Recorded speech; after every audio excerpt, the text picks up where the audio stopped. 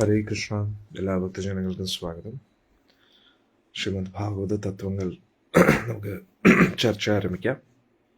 ഓം നമോ ഭഗവതേ വാസുദേവായ. ഓം നമോ ഭഗവതേ വാസുദേവായ. ഓം നമോ ഭഗവതേ വാസുദേവായ. നാരായണം നമസ്കൃത്യം നരം ചൈവ നരോത്തമം ദേവീം സരസ്വതീം വ്യാസം തതോ ജയമുദീരയേത്.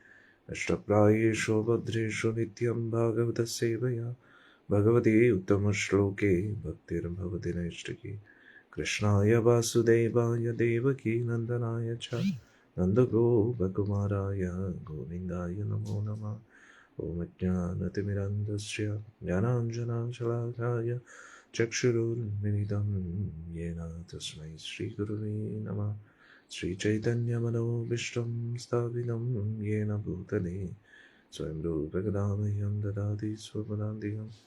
വന്ദേഹം ശ്രീഗുരോം ശ്രീയുതാപദകമലം ശ്രീഗുരോം വൈഷ്ണവാംശ്ച ശ്രീരൂപം സാഗ്രജാതം സകലജഗന്നാഥം വിദന്തം സജീവം സാദ്വൈതം സാവധൂതം പരിജനാസഹിതം കൃഷ്ണചൈതന്യദേവം ശ്രീരാധാകൃഷ്ണപാദാൻ സകലലളിതാ ശ്രീവിശാഖാന്വിതാംശ്ച. നമോ വിഷ്ണുപാദായ കൃഷ്ണപൃഷ്ഠായ ഭൂതലേ ശ്രീമതേ ജയപതാകസ്വാമിനിതി നാമിനി നമാചാര്യപാദായ നിതായ കൃപപ്രദായിനി ഗൗരകഥാദാമധായ നഗരഗ്രാമധാരിണി. നമോ വിഷ്ണുപാദായ കൃഷ്ണപൃഷ്ഠായ ഭൂതലേ ശ്രീമതേ ഭക്തിവേദാന്തസ്വാമിനിതി നാമിനി നമസ്തേ സാരസ്വതേ ദേവേ ഗൗരവാണി പ്രചാരിണി നിർവിശേഷശൂന്യവാദി പാശ്ചാത്യദേശധാരിണി. നമോ വിഷ്ണുപാദായ കൃഷ്ണപൃഷ്ഠായ ഭൂതലേ ശ്രീമതേ ഭക്തിസിദ്ധാന്ത സരസ്വതീതി നാമിനി ശ്രീവാസവാനവീ ദേവി ദൈതായ കൃപാബ്ദയേ കൃഷ്ണസംബന്ധവിജ്ഞാനദായിനി പ്രഭവേ നമഃ. മാധുര്യോജ്വല പ്രേമാഢ്യ ശ്രീരൂപാനുഗഭക്തിദ ശ്രീഗൗരകരുണാശക്തി വിഗ്രഹായ നമോസ്തുതേ. നമസ്തേ ഗൗരവാണി ശ്രീമൂർത്തേ ദീനതാരിണേ രൂപാനുഗവിരതവസിദ്ധാന്തദ്വന്ദ്വഹാരിണേ. നമോ ഗൗരകിശോരായ സാക്ഷാത് വൈരാഗ്യമൂർത്തയേ വിപ്രലംബരസാംബൂധേ പാദാംബുജായതേ നമഃ. നമോ ഭക്തിവിനോദായ സച്ചിദാനന്ദനാമിനേ ഗൗരശക്തിസ്വരൂപായ രൂപാനുഗവരായ തേ. ഗൗരാവിർഭാവഭൂമേസ്ത്വം നിർദ്ദിഷ്ടസജ്ജനപ്രിയ വൈഷ്ണവസർവഭൗമ ശ്രീജഗന്നാഥായ തേ നമഃ. നമോ മഹാവദന്യായ കൃഷ്ണപ്രേമപ്രദായിനി കൃഷ്ണായ കൃഷ്ണചൈതന്യനാമിനേ ഗൗരത്വസേ നമഃ. പഞ്ചതത്വാത്മകം കൃഷ്ണം ഭക്തരൂപസ്വരൂപകം ഭക്താവതാരം ഭക്താഖ്യം നമാമി ഭക്തശക്തികം. വാഞ്ചാകൽപതരുഭ്യശ്ച കൃപാസിന്ധുഭ്യൈവ ച പതിതാനാം പാവനേഭ്യോ വൈഷ്ണവേഭ്യോ നമോ നമഃ. ഹേ കൃഷ്ണ കരുണാ സിന്ധോ ദീനബന്ധോ ജഗത്പതേ ഗോപേശ ഗോപികാ കാന്ത രാധാ കാന്ത നമോസ്തുതേ. ജയദാം സുരതോ പങ്കോർമമ മന്ദമതിർഗതി മത്സർവസ്വ പാദാംബോജോ രാധാമദനോ നമോ. ദിവ്യവൃന്ദാരണ്യകൽപദ്രുമദ ശ്രീമദ്രത്നാകാര സിംഹാസനസ്ഥോ ശ്രീമദ് രാധാ ശ്രീരംഗോവിന്ദദേവോ പ്രേഷ്ഠാനഭിസേവ്യമാനുസ്മരാമി. ശ്രീമണ്ഡാസരസാരംഭീ വംശീപടത്തരസ്ഥിത കർഷൻ വേണുസ്മനേർഗോപിൻ ഗോപിനാഥശ്രീസ്തുത. തപ്തകാഞ്ചന ഗൗരാംഗീ രാധേ വൃന്ദാവനേശ്വരി വൃഷഭാനുസുതേ ദേവി പ്രണമാമി ഹരിപ്രിയേ പ്രണമാമി ഹരിപ്രിയേ പ്രണമാമി ഹരിപ്രിയേ. जय श्री कृष्ण चैतन्य प्रभु नित्यानंद श्री अद्वैत गदाधर श्रीवासदि गौरभक्तवृंद. जय श्री कृष्ण चैतन्य प्रभु नित्यानंद श्री अद्वैत गदाधर श्रीवासदि गौरभक्तवृंद. जय श्री कृष्ण चैतन्य प्रभु नित्यानंद श्री अद्वैत गदाधर श्रीवासदि गौरभक्तवृंद. हरे कृष्ण कृष्ण कृष्ण हरे हरे हरे राम राम राम हरे.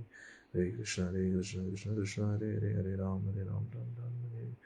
मुखं करोति वाचालं पङ्गुं रङ्गायति गिरिं यत्कृपातमहं वन्दे श्रीगुरुं दीनतारिणं परमानन्दमाधवं श्रीचैतन्यईश्वरं. हरि ओम तत्सत्. हरे कृष्ण. ചർച്ച ആരംഭിക്കാം.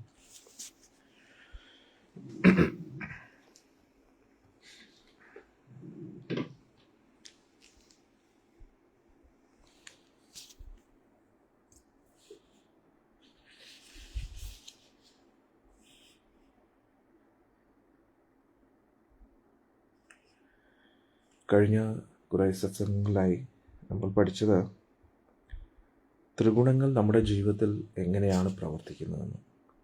നമ്മൾ പലപ്പോഴും നമ്മുടെ ഇഷ്ടം എന്ന് വിചാരിക്കുന്ന കാര്യങ്ങളൊന്നും നമ്മുടെ ഇഷ്ടമല്ല. നമ്മൾ ആ തരത്തിലുള്ള സാഹചര്യങ്ങളുമായിട്ട് ഇടപെടുന്നതുകൊണ്ട് നമ്മൾ അങ്ങനെയുള്ള ഇഷ്ടം നമ്മുടെ ഇഷ്ടമായിട്ട് മാറുന്നതാണ്. യഥാർത്ഥത്തിൽ അത് നമ്മുടെ ഇഷ്ടമാകണമെന്നില്ല. യഥാർത്ഥത്തിൽ നമ്മുടെ ഇഷ്ടം എന്ന് പറഞ്ഞാൽ ഭഗവാന്റെ സേവനമാണ്. നമ്മൾ ഏത് ജാതിയിൽപ്പെട്ട വ്യക്തിയാണെങ്കിലും ഏത് മതത്തിലുള്ള വ്യക്തിയാണെങ്കിലും ആത്മാവിന് ഒരേ ഒരു കാര്യമേ അറിയാവൂ. അത് മാത്രമേ അറിയാൻ ആത്മാവിന് യഥാർത്ഥത്തിൽ താല്പര്യമുള്ളൂ. അത് മാത്രം ചെയ്താലേ ആത്മാവിന് തൃപ്തി വരികയുള്ളൂ. അത് ഭഗവാന്റെ സേവനമാണ്. ഭഗവാനുമായിട്ട് ഒരു കണക്ഷൻ ഉണ്ടാക്കിയെടുക്കുക എന്നതാണ് ആത്മാവിൻ്റെ പരമോന്നതമായിട്ടുള്ള ലക്ഷ്യം. അതിലൂടെ മാത്രമേ ആത്മാവിന് സംതൃപ്തി ലഭിക്കുകയുള്ളൂ. ആ ആത്മാവിന് ഭഗവാനുമായിട്ടുള്ള ഒരു കണക്ഷൻ കിട്ടുന്നതിനെയാണ് യോഗ എന്ന് പറയുന്നത്. പല പല രീതിയിലൂടെയും നമ്മൾ ഭഗവാനുമായിട്ടൊരു കണക്ഷൻ ഉണ്ടാക്കിയെടുക്കാൻ ശ്രമിക്കുകയാണ്. വ്യത്യസ്ത രീതികൾ. അതിൻ്റെ ഏറ്റവും പരമോന്നതമായിട്ടുള്ള രീതി, ഏറ്റവും കൂടുതൽ ഭഗവാനുമായിട്ട് അടുക്കാൻ പറ്റുന്നത് ഭക്തിയിലൂടെയാണ്. ഭക്തി എന്ന് പറഞ്ഞാൽ ഭഗവാനെ സ്നേഹിക്കുക എന്നതാണ്. ഭഗവാനെ ഹൃദയാംഗതമായിട്ട് സ്നേഹിക്കുക. ആ സ്നേഹം ഒരു പ്രഹസനമല്ല. ഉള്ളിൻ്റെ ഉള്ളിൽ നിന്നും ഭഗവാനെ ഇഷ്ടപ്പെടുക. എങ്ങനെ ഇഷ്ടപ്പെടുക? ഭഗവാൻ സർവ്വചരാചരങ്ങളുടെ നാഥനാണ്. ഈ പ്രപഞ്ചത്തിൻ്റെ എല്ലാ സ്രോതസ്സാണ്. നമ്മൾ അദ്ദേഹത്തിൻ്റെ സേവകരാണ്. നമ്മൾ അദ്ദേഹത്തിൻ്റെ സേവനം ചെയ്യേണ്ടവരാണ്. പൊതുവേ നമ്മൾ ചിന്തിക്കും ചിലപ്പോൾ അദ്ദേഹത്തിനെല്ലാം അദ്ദേഹത്തിൻ്റേതായിട്ടുള്ള ഉണ്ടെങ്കിൽ പിന്നെ അവിടെ സേവനത്തിൻ്റെ ആവശ്യം എന്താണ്? അദ്ദേഹത്തിന് ഒന്നിൻ്റെ ആവശ്യമില്ല. പക്ഷേ നമുക്ക് അദ്ദേഹത്തെ സ്നേഹിക്കണമല്ലോ. നമ്മൾ അദ്ദേഹത്തെ സ്നേഹിക്കുന്നത് കൊണ്ട് ആ സ്നേഹബന്ധത്തിൻ്റെ പുറത്തുള്ള ഒരു സേവനം, അത് നമുക്ക് അദ്ദേഹത്തിനോട് സ്നേഹമുണ്ടെന്ന് തെളിയിക്കാനായിട്ട്. ഇപ്പോൾ ഉദാഹരണത്തിന് ഒരു പിറന്നാൾ വരുമ്പോൾ ആരുടെ പിറന്നാളാണോ ആ വ്യക്തിക്ക് ഒരു റോസാപ്പൂ കൊടുക്കുന്നതോ അല്ലെങ്കിൽ ആ വ്യക്തിക്ക് വേണ്ടി എന്തെങ്കിലും ഒരു ഗിഫ്റ്റ് കൊടുക്കുന്നതോ, ആ ഗിഫ്റ്റ് കിട്ടാൻ വേണ്ടി കൊതിച്ചിരിക്കുന്ന വ്യക്തി ആയിരിക്കത്തില്ല ആ പിറന്നാൾ ആഘോഷിക്കുന്ന വ്യക്തി. ചിലപ്പോൾ ആയിരിക്കാം. പക്ഷെ എന്നാലും കൂടുതൽ നമ്മൾ നോക്കുകയാണെങ്കിൽ ആ ഗിഫ്റ്റ് അല്ല ഇമ്പോർട്ടൻ്റ്. ആ ഗിഫ്റ്റ് മേടിക്കുന്ന സാധനം ആ വ്യക്തിക്കും വാങ്ങാൻ കഴിയും അല്ലേ? പക്ഷേ അവിടെ സ്നേഹ ഉപഹാരം എന്നുദ്ദേശിക്കുന്ന പോലെ, അതായത് സ്നേഹത്തിൻ്റെ പുറത്ത് കൊടുക്കുന്നതാണ്. എന്ത് വസ്തു കൊടുക്കുന്നു എന്നതല്ല അവിടെ എന്തിനു വേണ്ടി കൊടുക്കുന്നു അല്ലേ? ഒരു ആചാര്യൻ പറയുന്നുണ്ട്, it is not the thing that matters, it is the thought behind the thing that matters. എന്ത് വസ്തു കൊടുക്കുന്നു എന്നതല്ല ഇമ്പോർട്ടൻ്റ്, ആ വസ്തുവിൻ്റെ പുറകിലുള്ള ചിന്തകൾ. എന്ത് കൊടുക്കുന്നു എന്നതിനെക്കാട്ടി ഉപരി എന്തിനു വേണ്ടി കൊടുക്കുന്നു, കൊടുക്കുന്നതിൻ്റെ ലക്ഷ്യം എന്താണ്, അതാണ് ഇമ്പോർട്ടൻ്റ്. അന്നേരം ഒരു വ്യക്തി ഒരാൾക്ക് എന്തെങ്കിലും കൊടുക്കുമ്പോൾ അതിൻ്റെ പുറകെ പല ഉദ്ദേശങ്ങൾ കാണും. സ്വാർത്ഥത കാണും. ആ വ്യക്തിയെ എങ്ങനെയെങ്കിലും കൈക്കലാക്കാൻ വേണ്ടിയായിരിക്കും. അങ്ങനെ പല പല ഉദ്ദേശങ്ങൾ കാണും. പക്ഷെ അതിൻ്റെ ഏറ്റവും വാങ്ങിക്കുന്ന വ്യക്തിക്ക് ഏറ്റവും കൂടുതൽ സന്തോഷം നൽകുന്നത് ആ കൊടുക്കുന്ന വ്യക്തി സ്നേഹത്തോടു കൂടി കൊടുക്കുമ്പോഴാണ്. തിരിച്ചൊന്നും പ്രതീക്ഷിക്കാതെ ഞാൻ അങ്ങേ സ്നേഹിക്കുന്നു, ആ സ്നേഹത്തിന് വേണ്ടി മാത്രം കൊടുക്കുമ്പോൾ ഇതിന് ഏറ്റവും ഉത്തമ ഉദാഹരണം ദമ്പതികളുടെ ഇടയിലായിരിക്കാം. ഒരു ഹസ്ബൻഡ് ഭാര്യയെ സ്നേഹിക്കുമ്പോൾ അല്ലെങ്കിൽ ഭാര്യ ഹസ്ബൻഡിനെ സ്നേഹിക്കുമ്പോൾ അവിടെ എത്ര ഇല്ലെന്ന് തന്നെ പറയാം. പിന്നെ ഈ ലോകത്ത് ആർക്കും ആരെയും നിസ്വാർത്ഥമായിട്ട് സ്നേഹിക്കാൻ കഴിയില്ല. നിസ്വാർത്ഥമായിട്ട് എന്തെങ്കിലും ഒരു സ്നേഹം ഉണ്ടെങ്കിൽ ആ സ്നേഹം ആത്മാവിന് പരമാത്മാവിനോടുള്ള സ്നേഹമാണ്. പരമാത്മാവിന് തിരിച്ച് ഹരേ കൃഷ്ണ. ക്ഷമിക്കണം, ഇടയ്ക്ക് ഇൻ്റർനെറ്റ് കട്ടായതാണ്. എല്ലാവർക്കും കേൾക്കാൻ പറ്റുന്നുണ്ടല്ലോ അല്ലേ? കമൻസിലിടോ. ഹരേ കൃഷ്ണ. കമൻസിലിടോ. എല്ലാവർക്കും കേൾക്കാൻ പറ്റുന്നുണ്ടോ?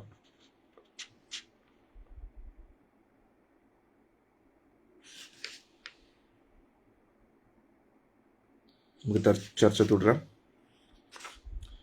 ഓക്കെ. അന്നേരം യഥാർത്ഥ സ്നേഹം എന്ന് പറഞ്ഞാൽ ആത്മാവിന് പരമാത്മാവിനോട് തോന്നുന്ന ആ ഒരു സ്നേഹം, അത് ആത്മീയമായിട്ടുള്ള സ്നേഹമാണ്. അന്നേരം ആ ആത്മീയമായിട്ടുള്ള സ്നേഹം ഇത്രയും ഇമ്പോർട്ടൻ്റ് ആകുന്നത് എന്തുകൊണ്ടാണ് എന്ന് നമ്മൾ ശരീരമല്ലാത്തതുകൊണ്ട്. നമ്മൾ ഈ ശരീരമല്ല, നമ്മൾ ആത്മാവാണ്. അന്നേരം ആത്മാവായതുകൊണ്ട് നമുക്ക് ആത്മീയ കാര്യത്തിൽ മാത്രമേ താല്പര്യം കാണുകയുള്ളൂ. യഥാർത്ഥത്തിൽ അങ്ങനെ മാത്രമേ ആകാൻ പാടുള്ളൂ. പക്ഷേ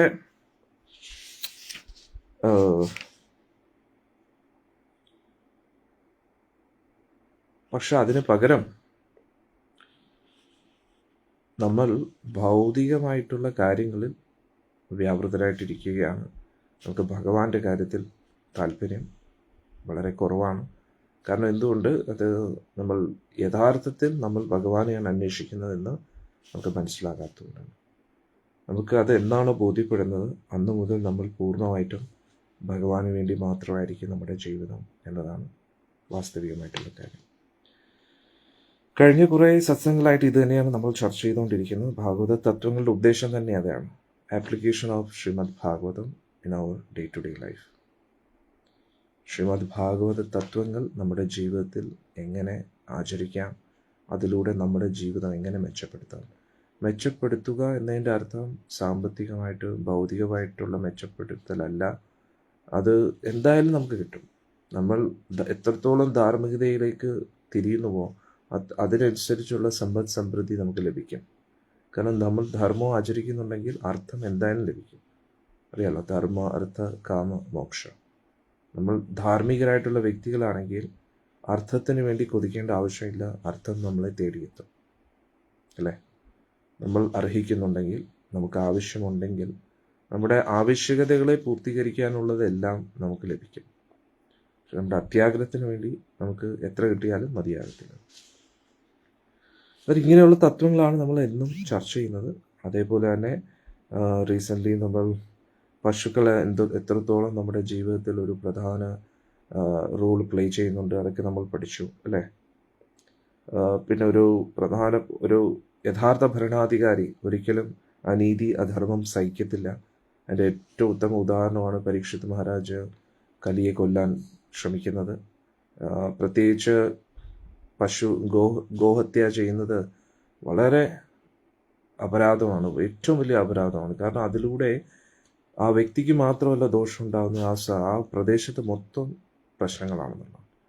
ഒരു പശു ഇരിക്കുന്ന സ്ഥലം, അതിന് ചുറ്റുമുള്ള ഒരു ഏറ്റവും കുറഞ്ഞത് ഒരു 6 കിലോമീറ്റർ ചുറ്റളവിലെങ്കിലും അതിൻ്റേതായിട്ടുള്ള പോസിറ്റീവ് എനർജി സ്പ്രെഡ് ആവും.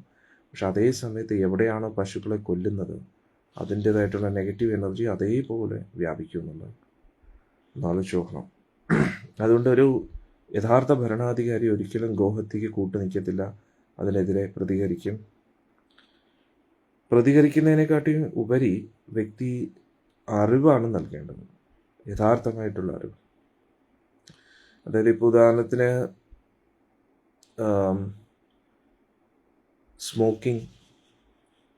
സ്മോക്കിംഗ് പാടില്ല എന്ന് പറഞ്ഞ് സ്മോക്കിങ്ങിൻ്റെ ആ സിഗരറ്റിൻ്റെ പാക്കറ്റിൽ തന്നെ എഴുതി വെച്ചിട്ടുണ്ട്, അല്ലെങ്കിൽ ടി വിയിൽ തന്നെ കാണിക്കുമ്പോഴും അവിടെ എഴുതി വെച്ചിട്ടുണ്ട് ഇത് ഒട്ടും നല്ലതല്ല എന്ന് പറഞ്ഞ്. പക്ഷെ അതിനെക്കാട്ടി ഉപരി ആൾക്കാരുടെ ഉള്ളിൽ അത് അത് സ്മോക്ക് ചെയ്താൽ ഉണ്ടാകുന്ന ഇൽ എഫക്ട്സ് അതും പരസ്യത്തിലൂടെ കാണിക്കുന്നു. പക്ഷെ കുറച്ചും കൂടെ ഇന്നത്തെ ജനങ്ങൾക്ക് മനസ്സിലാവുന്ന ഭാഷയിൽ, അതായത് ഒന്ന് ആലോചിച്ച് നോക്കൂ, സിനിമ വളരെ സ്റ്റൈലിഷായിട്ട് കാണിക്കുന്നു, എന്നിട്ട്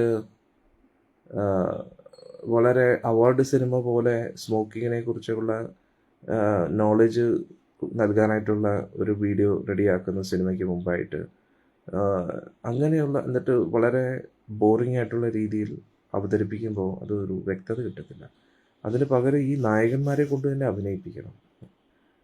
ഇപ്പം പൊതുവേ നായകന്മാരെല്ലാവരും സിനിമ തുടങ്ങുന്നതിന് മുമ്പേ അവരുടെ തന്നെ ശബ്ദത്തിലാണ് അവർ പറയുന്നത് smoking is injurious to health, smoking ചെയ്യാൻ പാടില്ലെന്ന്.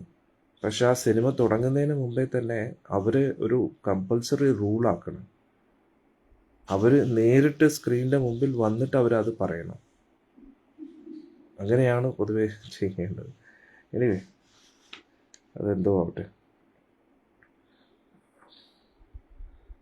അപ്പോൾ ഇവിടെ നമ്മൾ മനസ്സിലാക്കേണ്ട ഒരു കാര്യം, അന്നേരം അങ്ങനെയുള്ള കാര്യങ്ങളിൽ ഒരുപാട് നമ്മൾ പഠിച്ചു, അല്ലേ? അതുകൊണ്ട് ഒരു ഭരണാധികാരി വളരെ സ്ട്രിക്റ്റായിട്ട് ഇങ്ങനെയുള്ള കാര്യങ്ങളെയൊക്കെ ശ്രദ്ധിക്കും. ഇന്നും നമ്മുടെ കലിയുഗം കുറച്ചെങ്കിലും നിലനിൽക്കുന്നുണ്ടെങ്കിൽ, കലിയുഗത്തിൽ എന്തെങ്കിലും ഒരു സമാധാനവും സന്തോഷവും നമുക്ക് ലഭിക്കുന്നുണ്ടെങ്കിൽ അത് കുറച്ചെങ്കിലും ധാർമ്മികത പാലിക്കുന്നുണ്ടാണ്. പക്ഷെ അത് പൂർണ്ണമായിട്ടും അധർമ്മമായിട്ട് മാറുമ്പോഴത്തേക്ക് ഘോരമായിട്ടുള്ള കലിയുഗമാകുന്നു. അതിൽ ഭരണാധികാരികൾ അതുകൊണ്ട് ഗോഹത്യയിൽ നിന്നും ഒരുപാട് ശ്രദ്ധിക്കേണ്ടതാണ്. അവർ ഗോഹത്യ നിരോധിക്കണം. അത് എങ്ങനെയൊക്കെ ആൾക്കാരുടെ ഉള്ളിൽ ആ പശുക്കളുടെ മഹത്വം വളർത്തിയെടുക്കാൻ പറ്റുമോ അത് ചെയ്യണം. അന്നേരം വെജിറ്റേറിയൻ ഡയറ്റൊക്കെ പ്രൊമോട്ട് ചെയ്യണം. അന്നേരം അതാണ് നമ്മൾ ഇതിൽ നിന്ന് മനസ്സിലാക്കേണ്ടത്. ഇനി ആര് നമ്മളെ പഠിപ്പിക്കാൻ വന്നാലും ഇല്ലെങ്കിലും നമ്മൾ ശ്രദ്ധിക്കുക. നമ്മളും നമ്മുടെ ജീവിതത്തിൽ ചില സ്ഥാനങ്ങൾ നിർവഹിക്കുന്നുണ്ട്. നമ്മുടെ വീട്ടിലാണെങ്കിലും പുറത്തുള്ള ഓഫീസ് മേഖലകളിലാണെങ്കിലും അവിടെയൊക്കെ നമ്മൾ ശ്രദ്ധിക്കണം. അധർമ്മം പ്രവർത്തിക്കാൻ പാടില്ല, അധർമ്മത്തിന് കൂട്ടുവയ്ക്കാനും പാടില്ല. പിന്നെ ധർമ്മദേവന്റെ ആ ഒരു പറച്ചിലിൽ നിന്ന് നമ്മൾ എന്താ പഠിച്ചത്? അതായത് പരീക്ഷിത് മഹാരാജ് ചോദിക്കുകയാണ്, ധർമ്മത്തിന്റെ ധർമ്മം കാളയുടെ രൂപത്തിലിരിക്കുകയാണ്, എന്നിട്ട് 3 കാലുകൾ നശിച്ചിരിക്കുകയാണ്, 3 കാലുകളില്ല, ഒരു കാലിലാണ് കാളയുടെ രൂപത്തിൽ നിൽക്കുന്നത്. അപ്പോൾ പരീക്ഷിത് മഹാരാജ് ചോദിക്കും, അങ്ങയുടെ ഈ ദുർഗതിക്ക് ആരാണ് കാരണക്കാരനായിട്ടുള്ളത് എന്ന് പറയുമ്പോൾ കാള എന്താ പറയുന്നത്?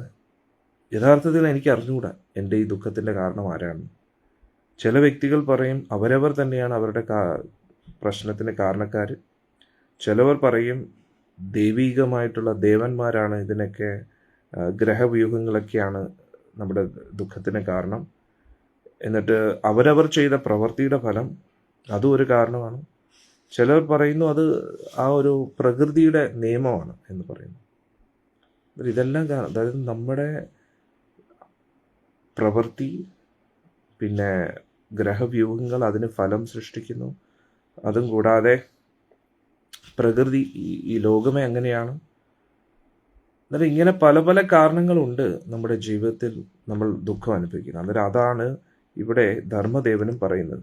അന്നേരം ഇങ്ങനെയുള്ള വർത്തമാനം, താത്വികപരമായിട്ടുള്ള വർത്തമാനം കേട്ടപ്പോൾ പരീക്ഷിത് മഹാരാജിന് തോന്നി ഇതൊരു സാധാരണ വ്യക്തിയല്ല. ഉയർന്ന് ചിന്തിക്കാൻ കഴിവുള്ള വ്യക്തികൾക്ക് മാത്രമേ ഇങ്ങനെ സംസാരിക്കാൻ കഴിയൂ. ഇത് ഉയർന്ന് ചിന്തിക്കാൻ കഴിവുള്ള മാത്രമല്ല, ഇത്രയും വ്യക്തതയോടുകൂടി സംസാരിക്കുന്നുണ്ട്. ഇത് സാക്ഷാൽ ധർമ്മദേവൻ തന്നെയായിരിക്കും.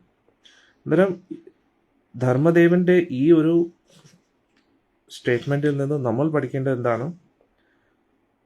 ഭക്തിയിൽ പുരോഗമിച്ച ഭക്തർ അവരൊരിക്കലും മറ്റൊരാളെയോ സാഹചര്യത്തെയോ കുറ്റപ്പെടുത്തത്തില്ല അവരുടെ ദുഃഖത്തിന്റെ കാരണമായി. വളരെ ഇമ്പോർട്ടൻ്റ് ആണ്.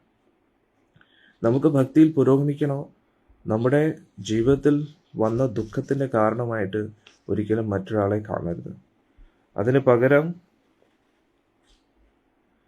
അവരുടെ ജീവിതത്തിൽ നടക്കുന്ന ദുഃഖത്തിനെല്ലാം കാരണക്കാര് അവർ തന്നെ ചെയ്ത പ്രവൃത്തിയുടെ ഫലമായിട്ട് അവർ കാണണം. അതായത് നമ്മുടെ ജീവിതത്തിൽ എന്തൊരു ദുഃഖം വന്നാലും നമ്മൾ ആ ദുഃഖത്തിന്റെ കാരണക്കാരായിട്ട് ഒരു വ്യക്തിയോ ഒരു സാഹചര്യത്തെയോ കുറ്റപ്പെടുത്തരുത്. ഇതിനെ വളരെ വ്യക്തമായിട്ട് നമ്മൾ മനസ്സിലാക്കണം. കുറ്റപ്പെടുത്തരുത് എന്നതിൻ്റെ അർത്ഥം മുന്നിലുള്ള വ്യക്തി നമ്മളോടൊരു അനീതി, അധർമ്മം പ്രവർത്തിച്ചു കഴിയുമ്പോൾ നമ്മൾ അതിനെ ചോദ്യം ചെയ്യേണ്ട എന്നല്ല. പക്ഷെ ആ വ്യക്തിയെക്കുറിച്ചുള്ള ഒരു നെഗറ്റീവ് ഇമേജ് എന്നെന്നും നമ്മുടെ ഉള്ളിൽ സൂക്ഷിച്ചു വയ്ക്കണം. അതാണ് ഇവിടെ ഉദ്ദേശിക്കുന്നത്. ആ വ്യക്തിയെക്കുറിച്ചുള്ള എന്നോട് അവ എന്തായാലും ഇങ്ങനെ ചെയ്തല്ലോ, എന്തായാലും ആ നെഗറ്റീവ് ഇമേജ് 2 രീതിയിൽ വരും. ഒന്ന് ക്രോധത്താലും, 2 വിഷമത്താലും. ക്രോധവും വിഷമവും രണ്ടും പ്രശ്നമാണ്. ക്രോധം എന്തുകൊണ്ട്? ക്രോധം ആ വ്യക്തിയോട് നമുക്ക് പ്രതികാരം ചെയ്യാനുള്ള തീവ്രമായിട്ടുള്ള ആഗ്രഹം ഉള്ളിൽ വളരും എന്നുള്ളതാണ്. ഇനി ദുഃഖം എന്ന് പറഞ്ഞു കഴിഞ്ഞാൽ, ഞാൻ ഇത്രയും സ്നേഹിച്ച വ്യക്തിയാണല്ലോ, ആ വ്യക്തി എന്നെ എന്തിനാ ഇങ്ങനെ ചതിച്ചത്, എൻ്റെ മക്കളാണ്, ഞാൻ ഇത്രയും അവരെ സ്നേഹിച്ചതാണ്, അവരെന്തുകൊണ്ട്? ഇത് രണ്ടും നല്ലതല്ല നമുക്ക്. അങ്ങനെയുള്ള ചിന്തകളിൽ നിന്ന് നമ്മൾ മുക്തരാകണം. ഓർക്കുക, ഇന്നലെ നമ്മൾ പഠിച്ചില്ലേ, മനസ്സിൻ്റെ സ്പേസ് ഓക്യുപ്പൈ ചെയ്യുന്ന ഒരു കാര്യം നമ്മൾ പഠിച്ചിരുന്നു അല്ലേ? നമ്മുടെ മനസ്സിൻ്റെ അത്രത്തോളം സ്ഥലം അത് ക്യാപ്ചർ ചെയ്ത് കളയും, ക്രോധമാണെങ്കിലും ദുഃഖമാണെങ്കിലും. അന്നേരം മനസ്സിൻ്റെ സ്പേസ് അത്രത്തോളം ഓക്യുപ്പൈ ചെയ്ത് കഴിഞ്ഞാൽ മനസ്സ് സ്ട്രെസ്ഡ് ആവും. അതായത് ഒരു മുറിയിൽ എത്ര പേർക്ക് ഇരിക്കാൻ പറ്റും? ഒരു ചെറിയൊരു മുറിയിൽ ഒരു 2, 3, 4 പേര് ഒരു സമാധാനമായിട്ട്. അതായത് നമ്മൾ ഇരിക്കുന്ന സമയത്ത് നമുക്ക് കുറച്ച് ഫ്രീ സ്പേസും കൂടെ വേണമല്ലോ ചുറ്റും. ആൾക്കാർ കൂടുതൽ നിറയുകയാണെങ്കിൽ എന്തായിരിക്കും? ഭയങ്കര കൺജസ്റ്റഡ് ആയിട്ട് തോന്നും അല്ലേ? കുത്തി നിറയ്ക്കുന്ന പോലെ ആൾക്കാരെ അതിനകത്ത് നിറച്ചു കഴിഞ്ഞാൽ അവർക്ക് ശ്വാസം എടുക്കാൻ കഴിയില്ല. ആകെ കൂടെ പ്രശ്നങ്ങളായിരിക്കും, ആരോഗ്യ പ്രശ്നങ്ങളുണ്ടാവും, മെയിൻലി മെൻ്റൽ സ്ട്രെസ് അനുഭവിക്കും. ഇത് തന്നെയാണ് നമ്മുടെ മനസ്സിനും സംഭവിക്കുന്നത്. മനസ്സിനൊരു സ്പേസ് ഉണ്ട്. അന്നേരം ആ സ്പേസ് കഴിഞ്ഞ് ചിന്തകൾ അതിൽ വരികയാണെങ്കിൽ മനസ്സിൻ്റെ ആ ഫ്രീ സ്പേസ് മൊത്തം ക്യാപ്ചർ ചെയ്ത്, അതായത് നമ്മുടെ മൊബൈൽ ഫോൺ പോലെ മൊബൈൽ ഫോണിൽ എപ്പോഴും ഒരു കുറച്ച് ഫ്രീ സ്പേസ് വേണം ആ മൊബൈലിൻ്റെ പ്രോഗ്രാമിന് വർക്ക് ചെയ്യാൻ വേണ്ടി. അന്നേരം നമ്മുടെ ഒരു സോഫ്റ്റ്വെയർ ഉണ്ടല്ലോ മൊബൈൽ ഫോണിൽ, നമ്മുടെ കമ്പ്യൂട്ടറിലാണെങ്കിൽ ഒരു സോഫ്റ്റ്വെയർ ഉണ്ട്. അന്നേരം നമ്മളെപ്പോഴും അവിടെ നമ്മൾ ഓരോരോ ഡേറ്റ അതിൽ ഫില്ലപ്പ് ചെയ്യുന്നു. അത് വീഡിയോസ് ഡൗൺലോഡ് ചെയ്യുന്നതാണെങ്കിൽ ഇമേജസ് സ്റ്റോർ ചെയ്യും, വാട്സപ്പ് ഇമേജസും അതും ഇതൊക്കെ, അതെല്ലാം അതിൽ സ്റ്റോറായി. അന്നേരം ഒരു കുറഞ്ഞത് ഇത്രയെങ്കിലും സ്പേസ് വേണമെന്നുണ്ട്. അതൊരു എത്രയാ 1 GB ആയിരിക്കാം. അന്നേരം അത്രയും സ്പേസ് നമ്മൾ കൊടുത്തില്ല എങ്കിൽ ആ സ്പേസും, അതായത് ആ ഓപ്പറേറ്റിംഗ് സിസ്റ്റമിന് പ്രവർത്തിക്കാനുള്ള സ്പേസ് പോലും നമ്മൾ കൊടുക്കുന്നില്ല എങ്കിൽ പിന്നെ ആ ഫോൺ ഹാങ് ആയി പോകും. ഫോൺ പിന്നെ പ്രവർത്തിക്കാൻ കഴിയില്ല. മനസ്സിലായില്ലേ? ഇതേപോലെ നമ്മൾ മനസ്സിലാക്കുക, നമ്മുടെ ജീവിതത്തിലും നമ്മൾ നമ്മുടെ മനസ്സിനെ ഒരു സന്തുലിത അവസ്ഥയിൽ കൊണ്ടുപോകണമെങ്കിൽ മനസ്സിൻ്റെ സ്പേസിനെ ഓക്യുപ്പൈ ചെയ്യുന്ന കാര്യങ്ങൾ അധികം ചെയ്യരുത്. മനസ്സിൻ്റെ സ്പേസിനെ ഓക്യുപ്പൈ ചെയ്യുന്ന കാര്യങ്ങൾ എന്തൊക്കെയാണ്? ക്രോധം, നമ്മുടെ ഉള്ളിൽ ക്രോധം ഉണ്ടാക്കുന്ന കാര്യങ്ങൾ, നമ്മുടെ ഉള്ളിൽ വിഷമം ഉണ്ടാക്കുന്ന കാര്യങ്ങൾ. ക്രോധവും വിഷമത്തിൻ്റെയും വിഷയം, അതാണ് മെയിൻ ഇമ്പോർട്ടൻറ്റ്. അതായത് ആധ്യാത്മികതയിൽ പുരോഗമിക്കുന്നവർക്ക് ക്രോധം ഉണ്ടാകത്തില്ല, വിഷമം ഉണ്ടാകത്തില്ല എന്നല്ല. പക്ഷേ ആ ക്രോധത്തിൻ്റെയും വിഷമത്തിൻ്റെയും വിഷയം എന്താണ്, അതിനനുസരിച്ചാണ് നമ്മുടെ മൈൻഡ് ഹാങ് ആവാൻ പോകുന്നത്. അന്നേരം ഭക്തിപരമായിട്ടുള്ള ചിന്തകൾ എന്ന് പറഞ്ഞു കഴിഞ്ഞാൽ അത് നമ്മുടെ മനസ്സിൻ്റെ സ്പേസ് ഓക്യുപ്പൈ ചെയ്യത്തില്ല, പക്ഷേ മനസ്സിൻ്റെ സ്പേസിനെ എക്സ്റ്റെൻഡ് ചെയ്യും. മെമ്മറി കൂടുതൽ സ്പേസ് ഓക്യുപ്പൈ ചെയ്യും. അതായത് കൂടുതൽ സ്പേസ് ലഭിക്കും കൂടുതൽ കാര്യങ്ങൾ ചെയ്യാനായിട്ട്. അതിന് വേറൊരു ഉദാഹരണം എന്ന് പറഞ്ഞു കഴിഞ്ഞാൽ, ഇപ്പോൾ കുട്ടികൾ പഠിക്കുന്നു, നന്നായി പഠിക്കുന്ന കുട്ടികൾക്ക് അവർക്ക് കൂടുതൽ കാര്യങ്ങൾ നന്നായിട്ട് ചെയ്യാൻ പറ്റും. പക്ഷെ അതേ സമയത്ത് ലഹരിയിലും പോണോഗ്രാഫിയിലും അഡിക്റ്റഡ് ആയിട്ടുള്ള കുട്ടികൾക്ക് അധികം നേരം ഒന്നും ചെയ്യാൻ കഴിയില്ല. പഠിത്തം മാത്രമല്ല, അവരെ കൊണ്ട് ഈ ലോകത്തിന് വേണ്ടി ലോകത്തിന് നന്മ പോട്ടെ, കുടുംബത്തിന് വേണ്ടിയോ സ്വന്തം കാര്യത്തിന് വേണ്ടി പോലും നല്ല കാര്യങ്ങൾ ചെയ്യാൻ കഴിയില്ല. കാരണം എന്താ? അവരുടെ മൈൻഡ് ഫുള്ളി ഓക്യുപ്പൈഡ് ആയിട്ടിരിക്കുകയാണ്. അതായത് പൊതുവേ നമ്മുടെ മൈൻഡിനെ ഡിസൈൻ ചെയ്തിരിക്കുന്നത് സാത്വിക കാര്യങ്ങൾ ചെയ്യാൻ വേണ്ടി. സത്വഗുണം കൊണ്ടാണ് നമ്മുടെ മനസ്സിനെ ഉണ്ടാക്കി വെച്ചിരിക്കുന്നത്. അത് കാരണം സാത്വിക കാര്യങ്ങൾ ചെയ്യുന്നതിനനുസരിച്ച് നമ്മുടെ മനസ്സിൻ്റെ സ്പേസ് കൂടും. എന്താണ് നിങ്ങളുടെ അഭിപ്രായം ഇതിനെക്കുറിച്ച്? കമൻസിലിടും. നമ്മൾ നല്ല കാര്യങ്ങൾ ചെയ്യുമ്പോൾ നമുക്ക് കൂടുതൽ കാര്യങ്ങൾ ചെയ്യാനുള്ള സമയം കിട്ടുന്നതായിട്ട് നിങ്ങൾക്ക് തോന്നുന്നില്ലേ? സമയവും മനസ്സുമായിട്ടൊരു കണക്ഷൻ ഉണ്ട്. ചില സമയം നമുക്ക് തോന്നും സമയമില്ല. പക്ഷേ നല്ല കാര്യങ്ങൾ ചെയ്യുമ്പോൾ നമുക്ക് കൂടുതൽ സമയം ഉള്ളതായിട്ട് നമുക്ക് അനുഭവപ്പെടും. മനസ്സിലായില്ലേ? അതായത് നമ്മളൊരു പ്ലാൻ ഇല്ലാതെ ചെയ്യുന്നപ്പോൾ നമുക്ക് സമയം തീരെ ഇല്ലാതെ ഇരിക്കുന്നതായിട്ട് തോന്നും. സ്ട്രെസ്ഡ് എടുത്ത് ചെയ്യുമ്പോൾ നമുക്ക് ടൈം കുറവായിട്ട് തോന്നും. പക്ഷെ അതേ സമയത്ത് നമ്മൾ സമാധാനത്തോടുകൂടി ചെയ്യുമ്പോൾ സമയം മുന്നോട്ട് പോകുന്നില്ല എന്ന് നമുക്ക് തോന്നും. സമയം ഇങ്ങനെ ഒരുപാട് കൂടുതലുള്ളതായിട്ട് തോന്നും. അന്നേരം അത് മൈൻഡിൻ്റെ കളിയാണ്. അന്നേരം മൈൻഡിനെ നമ്മൾ മനസ്സിലാക്കുക. അന്നേരം മൈൻഡിന് ഒരു സ്ഥലത്തെക്കുറിച്ചും സമയത്തെക്കുറിച്ചും ഒരു മൈൻഡിൻ്റെ കോൺസെപ്റ്റ് അനുസരിച്ചാണ് ഓരോ വ്യക്തികൾക്ക് മനസ്സും സമയത്തിൻ്റെ അഭാവവും സമയത്തിൻ്റെ പ്രതീതിയും സ്ഥലത്തിൻ്റെ പ്രതീതിയും ഓരോ വ്യക്തികൾക്കും അവരുടെ മനോഭാവം അനുസരിച്ചാണ്. അന്നേരം നമ്മൾ എന്താ ചെയ്യേണ്ടതെന്ന് ചോദിച്ചാൽ, നമ്മൾ ആ മൈൻഡിനെ നമുക്ക് ശരിയായിട്ടൊന്ന് ഫങ്ഷൻ ചെയ്യിപ്പിക്കണം. ആ മൈൻഡിൻ്റെ സ്പേസ് ആധ്യാത്മിക കാര്യങ്ങൾ കൊണ്ട് കൂടും. ഇപ്പോൾ നമ്മൾ ഭക്തിയിൽ വരുന്നതിന് മുമ്പേ നമ്മുടെ മൈൻഡ് എങ്ങനെയായിരുന്നു, അല്ലെങ്കിൽ നമ്മുടെ ജീവിതം എങ്ങനെയായിരുന്നു? കൂടുതൽ സ്ട്രെസ്ഡ് ഔട്ട് ആയിരുന്നു. ഇപ്പോൾ നമ്മുടെ ജീവിതത്തിൽ ഒരു സമാധാനം കിട്ടുന്നത് എന്തുകൊണ്ടാണ്? നമ്മൾ സാത്വിക കാര്യത്തിൽ ഇടപെടുന്നതുകൊണ്ടാണ്. സാത്വികമായിട്ടുള്ള കാര്യങ്ങൾ ചെയ്യുന്നതിനനുസരിച്ച് നമ്മുടെ മൈൻഡിന് കൂടുതൽ സ്പേസ് കിട്ടും. അത് ഒരുപാട് നമുക്ക് നല്ല കാര്യങ്ങൾ ചെയ്യാനായിട്ട് പറ്റുകയും ചെയ്യും. അന്നേരം ഇന്നത്തെ കുട്ടികൾ പിന്നെ കുട്ടികളുടെ കാര്യം ഞാൻ പറഞ്ഞ പോലെ കുട്ടികൾ ഇങ്ങനെ പോണോഗ്രാഫിയിലും പിന്നെ വഴിതെറ്റി സഞ്ചരിക്കുന്ന സമയത്ത് അവർക്ക് പിന്നെ ഒന്നും ചെയ്യാൻ കഴിയില്ല. നമ്മൾ എത്ര ഉപദേശിച്ചാലും അവർക്കൊന്നും ചെയ്യാൻ കഴിയില്ല. അവർ പറ്റത്തില്ല. കാരണം മൈൻഡിൽ സ്പേസ് ഇല്ല.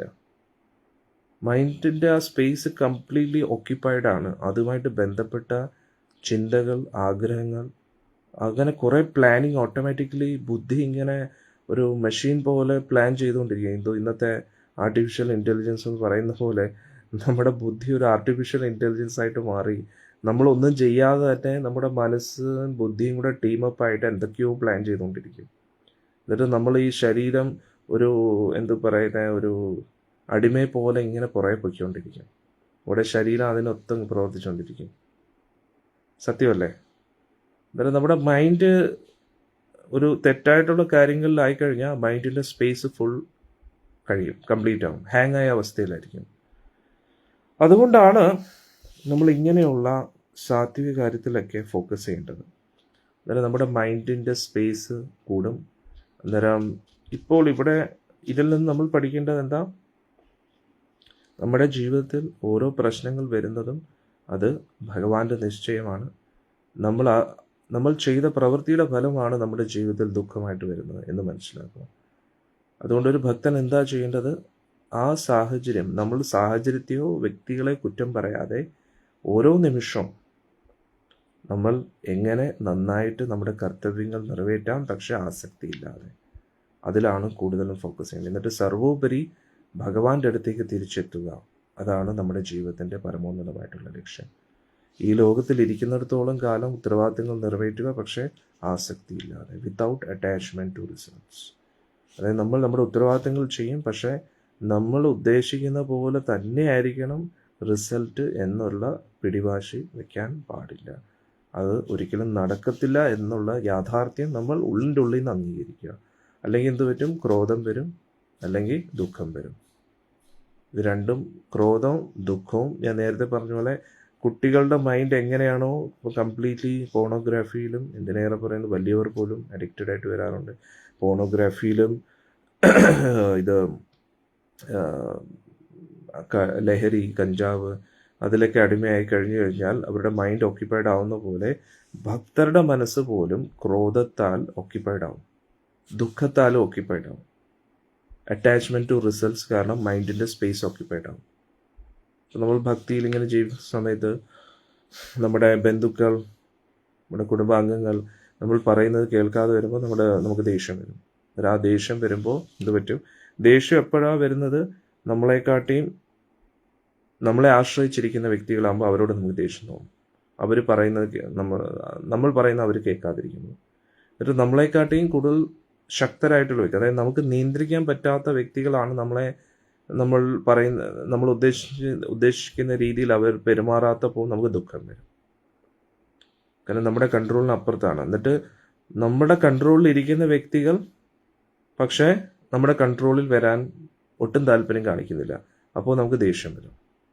പക്ഷെ നമ്മളെക്കാട്ടിയും കൂടുതൽ നമ്മളെപ്പോലും കൺട്രോൾ ചെയ്യുന്ന വ്യക്തികൾ, നമ്മൾ അവരെ ആശ്രയിച്ച് ജീവിക്കുന്നവരാണെങ്കിൽ അവർ നമ്മൾക്ക് വിരോധമായിട്ടോ നമുക്ക് ഇഷ്ടമല്ലാത്ത രീതിയിൽ പ്രവർത്തിക്കുമ്പോൾ നമുക്ക് ദുഃഖം വരും.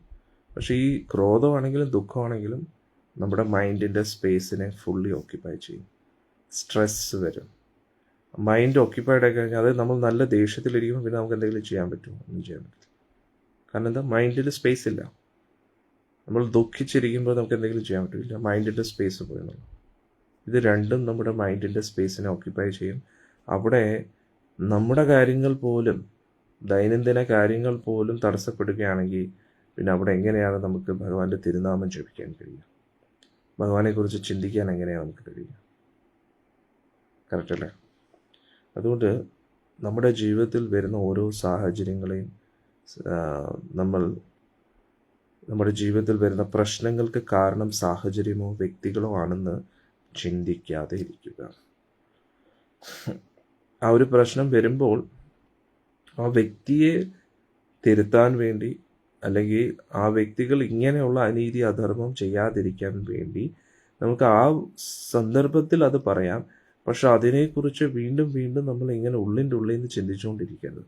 അതായത് ഈ വ്യക്തി കാരണമാണ് എനിക്കിത് സംഭവിച്ചത്, ഈ വ്യക്തി എന്താ എന്നോട് ഇങ്ങനെ ചെയ്യുന്നത് എന്ന് പറഞ്ഞ് ദേഷ്യപ്പെടാനും പാടില്ല, അതേ സമയത്ത് ദുഃഖിക്കാനും പാടില്ല. ഇത് രണ്ടും അഹങ്കാരത്തിൻ്റെ ലക്ഷണങ്ങളാണ്. എങ്ങനെ? ദേഷ്യമാണെങ്കിലും ദുഃഖമാണെങ്കിലും.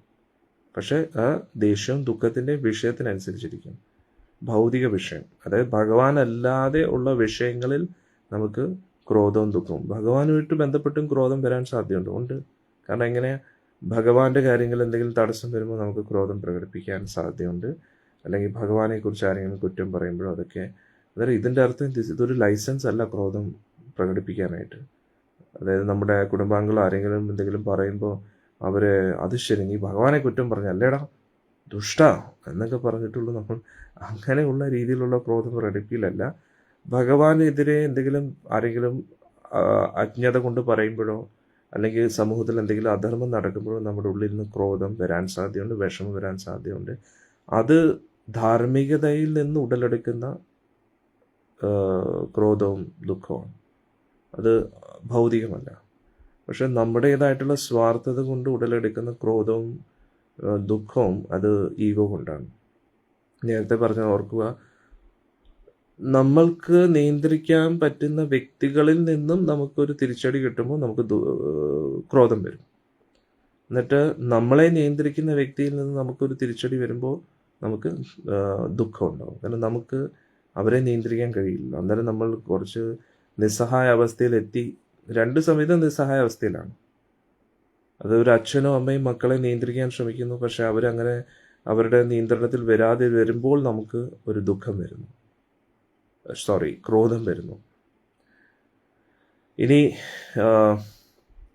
മക്കൾ അച്ഛനും അമ്മയുടെയും കീഴിൽ വളരുന്നു. അന്നേരം അച്ഛനും അമ്മയും നമ്മൾ ഉദ്ദേശിക്കുന്ന രീതിയിലല്ല, നമ്മൾ ആഗ്രഹിക്കുന്ന പോലെ കാര്യങ്ങളൊന്നും നടത്താതെ വരുമ്പോൾ നമുക്ക് അച്ഛനും അമ്മയെടുത്തും ഒരു പറ്റുന്ന ഒരു ദുഃഖിതരായിട്ടുള്ള അവസ്ഥയിലേക്ക് നമ്മൾ മാറുന്നു. പക്ഷെ ഇത് രണ്ടായാലും അതിൻ്റെ അടിസ്ഥാന വികാരം എന്ന് പറഞ്ഞാൽ അഹങ്കാരം തന്നെയാണ്.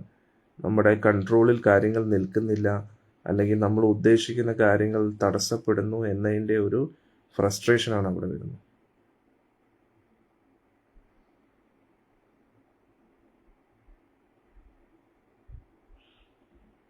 മനസ്സിലായില്ലേ? അന്നേരം നമ്മൾ ഭക്തർക്ക് പ്രധാനമായിട്ടും പഠിക്കേണ്ട ഒരു കാര്യം എന്താണ്? സാഹചര്യങ്ങളെയും വ്യക്തികളെക്കുറിച്ച് കുറ്റം ചിന്തിക്കാതിരിക്കുക.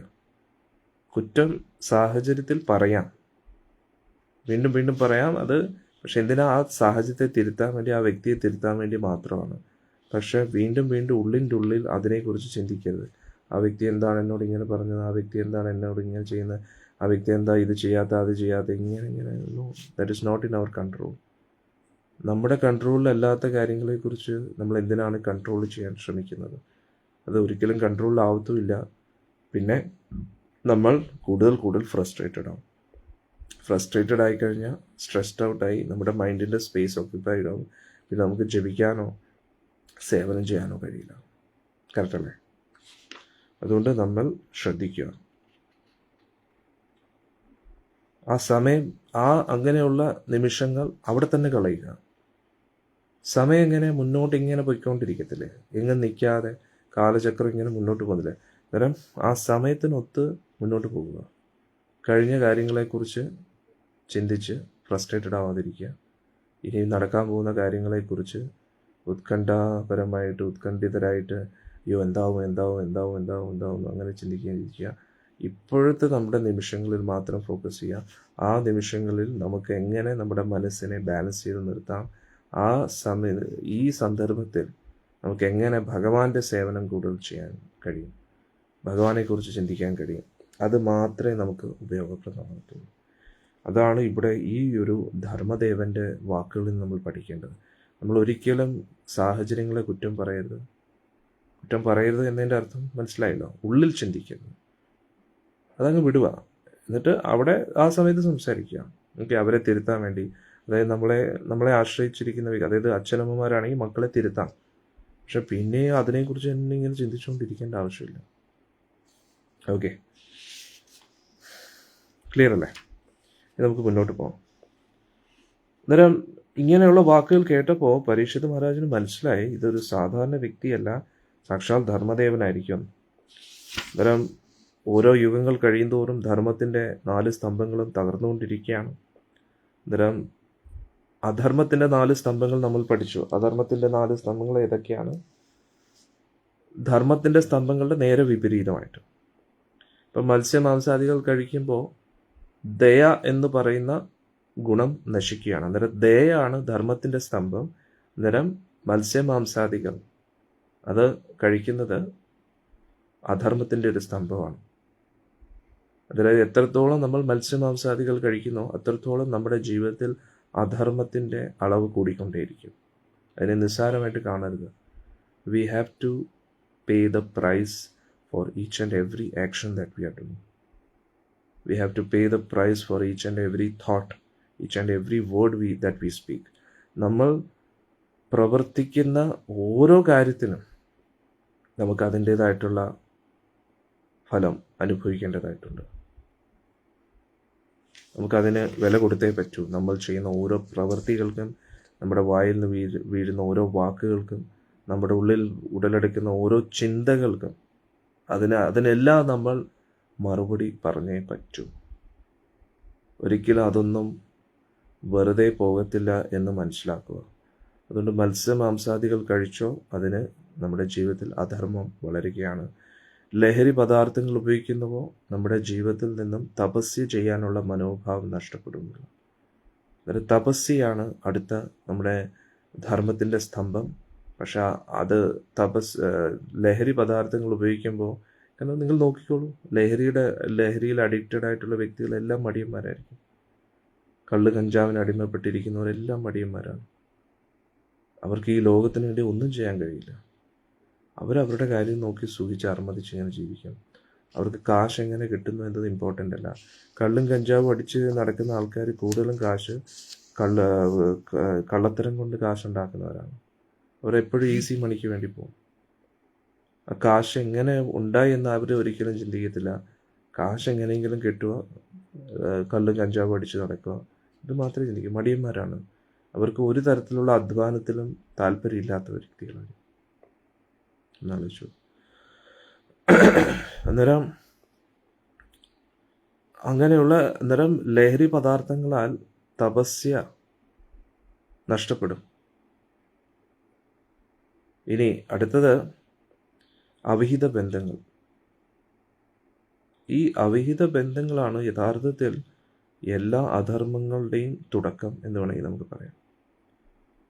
അന്നേരം അവിഹിത ബന്ധങ്ങളാൽ പരിശുദ്ധി നഷ്ടപ്പെടും എന്നുള്ളതാണ്. അവിഹിത ബന്ധങ്ങൾ പുലർത്തുമ്പോൾ പരിശുദ്ധി നഷ്ടപ്പെടുമ്പോൾ എന്തു പറ്റും? ഫ്രസ്ട്രേറ്റഡ് ആവും നമ്മൾ ഉദ്ദേശിക്കുന്നത്. കാരണം പ്യൂരിറ്റി ഈസ് ദ ഫോഴ്സ് എന്ന് പ്രഭുപാദ് പറയുന്നുണ്ട്. നമ്മുടെ ജീവിതത്തിൽ ഒരു നല്ല കാര്യം നടക്കണമെങ്കിൽ അതിന് പരിശുദ്ധി വേണം. പരിശുദ്ധിയിലൂടെ മാത്രമേ ഈ പ്രകൃതിയിൽ നമ്മൾ ഉദ്ദേശിക്കുന്ന രീതിയിൽ കാര്യങ്ങൾ നടക്കൂ.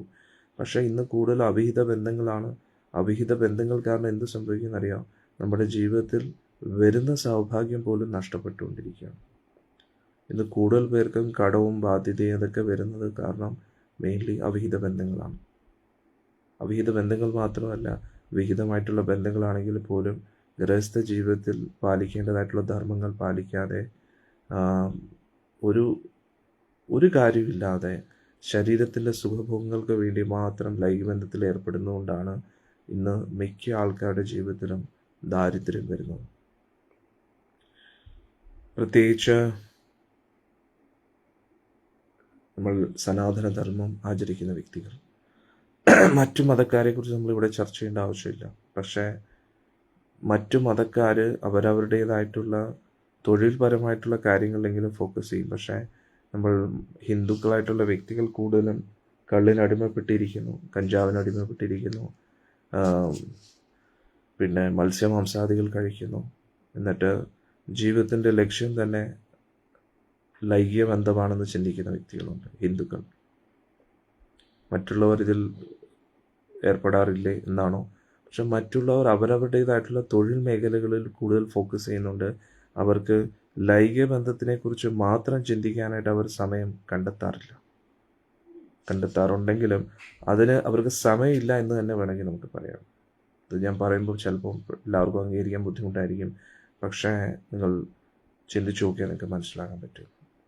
ഇന്ന് ഹിന്ദുക്കൾ കൂടുതലും കടത്തിൽ ജീവിക്കുന്നു, അവരുടെ കയ്യിൽ സമ്പത്ത് നിൽക്കുന്നില്ല, ദാരിദ്ര്യത്തിൽ ജീവിക്കുന്നു. അതിൻ്റെ പ്രധാന കാരണം ലൈംഗിക ബന്ധത്തിലുള്ള അനിയന്ത്രിതമായിട്ടുള്ള പ്രവർത്തികളാണ്. അതാണ് മെയിൻ പ്രശ്നം. മത്സ്യമാംസാദികൾ കഴിക്കുന്ന ലഹരി പദാർത്ഥങ്ങളും ഇത് മൂന്നുമാണ് ഏറ്റവും പ്രധാനമായിട്ടുള്ള വിഷയം മനസ്സിലാക്കുക. എന്നിട്ട് ഇതും കൂടാതെ കാശിനോടുള്ള ആർത്തി, അതിനുവേണ്ടി പലതരത്തിലുള്ള ചൂതാട്ടത്തിന് വേണ്ടി നടക്കുന്നു. കാശ് തിരിമറി നടത്തുന്നു, അങ്ങോട്ടും ഇങ്ങോട്ടും കാശ് എടുക്കുന്നു, അതും ഒരു ചൂതുകളി പോലെയാണ്. അതായത് ഈ 4 പ്രവർത്തികളാണ് ഇന്ന് എല്ലാവരുടെ ജീവിതത്തെയും, പ്രത്യേകിച്ച് ഹിന്ദുക്കളുടെ ജീവിതത്തെ താറുമാറാക്കുന്നത്. ഒരു ലൂപ്പിൽ പെട്ട് കിടക്കുകയാണ്. ലൂപ്പ് എന്ന് പറഞ്ഞാൽ വീണ്ടും വീണ്ടും അതിങ്ങനെ കറങ്ങിക്കൊണ്ടിരിക്കുക. അതിൽ നിന്ന് രക്ഷപ്പെടാൻ കഴിയാത്ത ഒരു അവസ്ഥയിലേക്ക് മാറുകയാണ്. മനസ്സിലാവുന്നുണ്ടോ? ഇതിന് അവർ അധർമ്മത്തിലൂടെ കാശുണ്ടാക്കുന്നു, ലഹരിക്ക് അടിമയാണ്, കഞ്ചാവ് അടിക്കുന്നു, ലഹരി ഇത് ചെയ്യുന്നു, മത്സ്യമാംസാദികൾ കഴിക്കുന്നു, അന്നേരം പിന്നെ അവിഹിത ബന്ധങ്ങൾ പുലർത്തുന്നു. ഇതൊരു ലൂപ്പിൽ ഇങ്ങനെ പെട്ട് കിടക്കുകയാണ്. അത് ഇതിൻ്റെ എല്ലാം തുടക്കം അവിഹിത ബന്ധമാണ്. അവിഹിത ബന്ധം എന്ന് പറയുമ്പോൾ അത് പൊതുവേ ഞാൻ സത്സംഗത്തിൽ എപ്പോഴും പറയുന്നത് സ്വന്തം ഭാര്യയല്ലാതെ അന്യ സ്ത്രീയെക്കുറിച്ച് തെറ്റായിട്ട് ചിന്തിക്കരുത് എന്ന് പറയുന്നുണ്ടെങ്കിലും അത് സ്വന്തം കുടുംബജീവിതത്തിലാണെങ്കിൽ പോലും ആ ലൈംഗിക ബന്ധത്തിൻ്റെ മര്യാദകൾ പാലിക്കാതിരിക്കുമ്പോഴാണ് എല്ലാ ദിവസവും ലൈംഗിക ബന്ധത്തിൽ ഏർപ്പെടുകയും അത് ജീവിതത്തിൻ്റെ ലക്ഷ്യമായിട്ട് ചിന്തിക്കുന്ന വ്യക്തികൾ കാരണമാണ് ദാരിദ്ര്യം സംഭവിക്കുന്നത്. ഇത് കൂടാതെ കുട്ടികളിൽ ബ്രഹ്മചര്യ വ്രതം അനുഷ്ഠിക്കുന്നില്ല, പെൺകുട്ടികളും കന്യകത്വം പാലിക്കുന്നില്ല. അത് അവർ മറ്റൊരു വ്യക്തിയായിട്ട് ആ ഒരു ബന്ധത്തിൽ ഏർപ്പെടാൻ അവർക്ക് അവസരം കിട്ടിയില്ലെങ്കിൽ പോലും അവർ സ്വയംഭോഗം ചെയ്യുന്നു. അതൊക്കെ അവരുടെ പരിശുദ്ധിയെ നശിപ്പിച്ചുകൊണ്ടിരിക്കുകയാണ്. അതൊക്കെ വളരെ നമ്മുടെ ഉള്ളിൽ കുട്ടികൾക്ക് അറിഞ്ഞുകൂടെ സത്യം പറഞ്ഞു. ഇതിനേറെ പറയുന്നു, മുതിർന്ന വ്യക്തികൾ പോലും സ്വയംഭോഗം ചെയ്യുന്നു. ഇതൊന്നും ശരിയല്ല. ശരീരസുഖം അന്നേരം അവരുടെ ഉള്ളിലെ ആ ഊർജമാണ് ക്ഷയിച്ചു കൊണ്ടിരിക്കുന്നത്. നമ്മുടെ ശരീരത്തെ നിലനിർത്താൻ വേണ്ടി മാത്രമല്ല നമ്മുടെ ഉള്ളിലെ ഊർജം സഹായിക്കുന്നത്, പക്ഷേ നമ്മുടെ ഉള്ളിൽ ആ വീര്യം കെട്ടുപോകുമ്പോഴും സ്ത്രീകളുടെ ഉള്ളിലുള്ള ആ ഊർജവും നശിക്കുമ്പോൾ അത് എന്തു പറ്റും? നമ്മുടെ ശരീരത്തെ മാത്രമല്ല ബാധിക്കുന്നത്, ഏറ്റവും കൂടുതൽ ബാധിക്കുന്നത് നമ്മുടെ മനസ്സിനെയാണ്. നമ്മൾ കഴിക്കുന്ന ഭക്ഷണം നമ്മളെങ്ങനെയാണോ നമ്മുടെ മൈൻഡിനെ ഇൻഫ്ലുവൻസ് ചെയ്യുന്നത്. നമ്മൾ നല്ല ഭക്ഷണം കഴിക്കുമ്പോൾ നമുക്കൊരു സമാധാനം കിട്ടും, പക്ഷേ നമ്മൾ കഴിക്കാൻ പാടില്ലാത്ത കഴിക്കുമ്പോൾ നമ്മുടെ മൈൻഡ് ഡിസ്റ്റർബ്ഡ് ആണ്. അതേപോലെ ശരീരത്തിൽ നമ്മൾ എന്ത് ചെയ്യുന്നു അത് നമ്മുടെ മൈൻഡിനെ ഇൻഫ്ലുവൻസ് ചെയ്യും. ഒരു വീടിന് എന്തെങ്കിലും പ്രശ്നം വരുമ്പോൾ ആ വീട്ടിലുള്ളിലുള്ളവർക്കും പ്രശ്നം ഉണ്ടാവും. അതേപോലെ നമ്മുടെ ശരീരത്തിനെ ബാധിക്കുന്ന എല്ലാം നമ്മളെയും ബാധിക്കും എന്നുള്ളതാണ്. മനസ്സിലായില്ലേ? അതുകൊണ്ട് ശാരീരികപരമായിട്ടും മാനസികപരമായിട്ടും വാക്കുകൾ കൊണ്ടും മനസ്സാ വാച കർമ്മണ നമ്മൾ പൂർണ്ണമായിട്ടും ശുദ്ധമായിട്ടുള്ളൊരു ജീവിതം നയിക്കണം. അവിടെയാണ് എല്ലാവർക്കും പ്രശ്നം സംഭവിക്കുന്നത്. അന്നേരം അവിഹിത ബന്ധങ്ങൾ പുലർത്തുമ്പോൾ എന്തു പറ്റും? പരിശുദ്ധി നഷ്ടപ്പെടും. പരിശുദ്ധി നഷ്ടപ്പെടുമ്പോൾ എന്താ സംഭവിക്കുന്നത് അറിയാം? അവർ ഉദ്ദേശിക്കുന്ന രീതിയിലുള്ള റിസൾട്ട് പ്രവൃത്തിയിൽ കിട്ടത്തില്ല. പ്രവർത്തിക്കുന്ന റിസൾട്ട് എന്തിനു വേണ്ടി പ്രവർത്തിക്കുന്ന റിസൾട്ട് കിട്ടത്തില്ല. റിസൾട്ട് കിട്ടാത്തപ്പോൾ എന്തു പറ്റും? ഫ്രസ്ട്രേറ്റഡ് ആവും. അവർ ആ ഫ്രസ്ട്രേഷൻ തീർക്കാൻ വേണ്ടി ലഹരിക്ക് അടിമയാവും, മത്സ്യമാംസാദികൾ കഴിക്കാം. അന്നേരം കൂടുതൽ പാവം വർദ്ധിക്കുകയാണ്. അന്നേരം എന്തു പറ്റും? വീണ്ടും ഫ്രസ്ട്രേറ്റഡ് ആവും, വീണ്ടും ലൈംഗിക ബന്ധത്തിൽ ഏർപ്പെടും. ഒരു കംപ്ലീറ്റ് ലൂപ്പിലേക്ക് പെട്ട് കിടക്കുകയാണ്. എന്നിട്ട് ഇങ്ങനെ അവിഹിത ബന്ധം പുലർത്തുന്നു, ലഹരി പദാർത്ഥങ്ങൾ ഉപയോഗിക്കുന്നു, നോൺ വെജ് കഴിക്കുന്നു, ഇങ്ങനെ ഒരു ലൂപ്പിൽ പെട്ട് കിടക്കുകയാണ്. അതുകൊണ്ട് എന്ത് പറ്റി? പരിശുദ്ധി കൂടുതൽ നശിച്ചുകൊണ്ടിരിക്കുന്നു. പരിശുദ്ധി കൂടുതൽ നശിക്കുന്നു, ദയ നഷ്ടപ്പെടുന്നു. പിന്നെ എന്തോ പറയുന്ന ഈ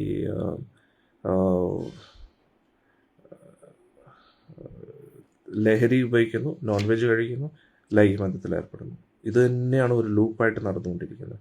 അന്നേരം അങ്ങനെ എന്ത് പറ്റും? പരിശുദ്ധി നഷ്ടപ്പെടുന്നതിനനുസരിച്ച് കൂടും ദാരിദ്ര്യത്തിലേക്ക് പൊയ്ക്കൊണ്ടിരിക്കുകയാണ്. അപ്പോൾ ഇവരെന്ത് ചെയ്യുന്നു? കാശ് കിട്ടണം, പ്രവൃത്തിക്ക് റിസൾട്ട് കിട്ടുന്നില്ല, ഉടനെ ചതവും വഞ്ചനയും തുടങ്ങും. മറ്റുള്ളവരെ പറ്റിച്ച് കാശുണ്ടാക്കുന്ന ആ ഒരു അവസ്ഥയിലേക്ക് പോകും. അപ്പോൾ എന്ത് പറ്റും? അത് ചൂതുകളിയിലേക്ക് ഏർപ്പെടുന്നു. ചൂതുകളി എന്ന് പറഞ്ഞാൽ കാശിനോടുള്ള ആർത്തി കൊണ്ട് മറ്റുള്ളവരെ പറ്റിച്ച് കാശുണ്ടാക്കും. ചൂതുകളി എന്ന് പറഞ്ഞു കഴിഞ്ഞാൽ, ഗാംബ്ലിംഗ് എന്ന് പറഞ്ഞു കഴിഞ്ഞാൽ ഏറ്റവും വലിയ ചതിവാണ് സത്യം പറഞ്ഞാൽ. അന്നേരം ചൂതുകളി എന്ന് പറഞ്ഞു കഴിഞ്ഞാൽ ചതിവാണ്. ചതിച്ച് മറ്റുള്ളവരിൽ നിന്നും കാശുണ്ടാക്കുക. അതായത് എല്ലാ ഗാംബ്ലിങ്ങും അതേപോലെ തന്നെയാണ്.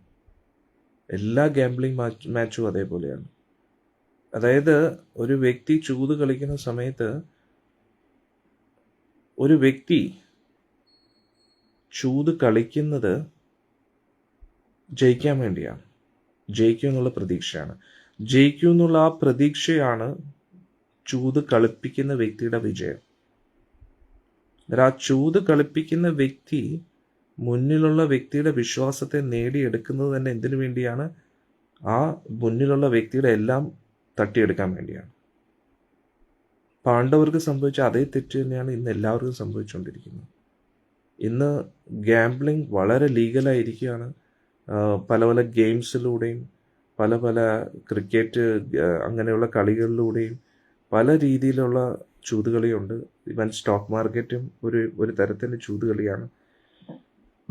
പിന്നെ വീട് വാങ്ങുന്നു, പ്രോപ്പർട്ടി വാങ്ങുന്നു, വിൽക്കുന്നു. മനസ്സിലായില്ലേ? ഇതെല്ലാം കാശിനോട് ഉള്ള തട്ടിപ്പാണ് ആക്ച്വലി. അതായത് മറ്റുള്ളവരെ പറ്റിച്ച് കാശുണ്ടാക്കുകയാണ്. ഏത് രീതിയിലാണെങ്കിലും ഇതെല്ലാം ഒരു തരത്തിലുള്ള ചൂതുകളിയാണ്. ഇതിനെ കാശിനോടുള്ള ആർത്തി കൊണ്ട് കൂടുതൽ പ്രോഫിറ്റിന് വേണ്ടി നമ്മൾ ഇങ്ങനെ ഒരു ഒരു ഒരു നമ്മൾ അർഹിക്കാത്തത് നമ്മൾ തട്ടിയെടുക്കാൻ ശ്രമിക്കുകയാണ്. അന്നേരം അതിലൂടെ എന്ത് പറ്റുമെന്നറിയാം? മുന്നിൽ അതായത് ഇപ്പോൾ അവർ പറയും ഇതെല്ലാം ഒരു പ്രോപ്പർ ഗെയിമാണ്, കുറേ പേർക്ക് ഇത് കിട്ടിയിട്ടുണ്ട്, അവർക്ക് ഇത് കിട്ടിയിട്ടുണ്ട്. ആർക്കും ഒന്നും കിട്ടാൻ പോകുന്നില്ല. ലോട്ടറി അതേപോലെ കുട്ടികൾ കൂടുതൽ അടിമയാകുന്നു. കുട്ടികൾ മാത്രമല്ല, മുതിർന്നവരും ആകുന്നുണ്ട് അടിമയാണ്. എല്ലാവരും അവരവരുടെ രീതിയിൽ ചൂത് കളിക്കുന്നുണ്ട്, പല രീതിയിലുമായിട്ടുള്ള. അന്നേരം അതെന്ത് പറ്റുമെന്ന് വെച്ചാൽ, അന്നേരം ആ സോഫ്റ്റ്വെയർ ഉണ്ടാക്കിയിരിക്കുന്നത് തന്നെ മുന്നിലുള്ള വ്യക്തി ആദ്യമായിട്ട് കളിക്കുമ്പോൾ ജയിക്കുന്ന രീതിയിലാണ്. ശകുനിയുടെ കയ്യിൽ എങ്ങനെയായിരുന്നു ആ പകട ഉണ്ടായിരുന്നത്?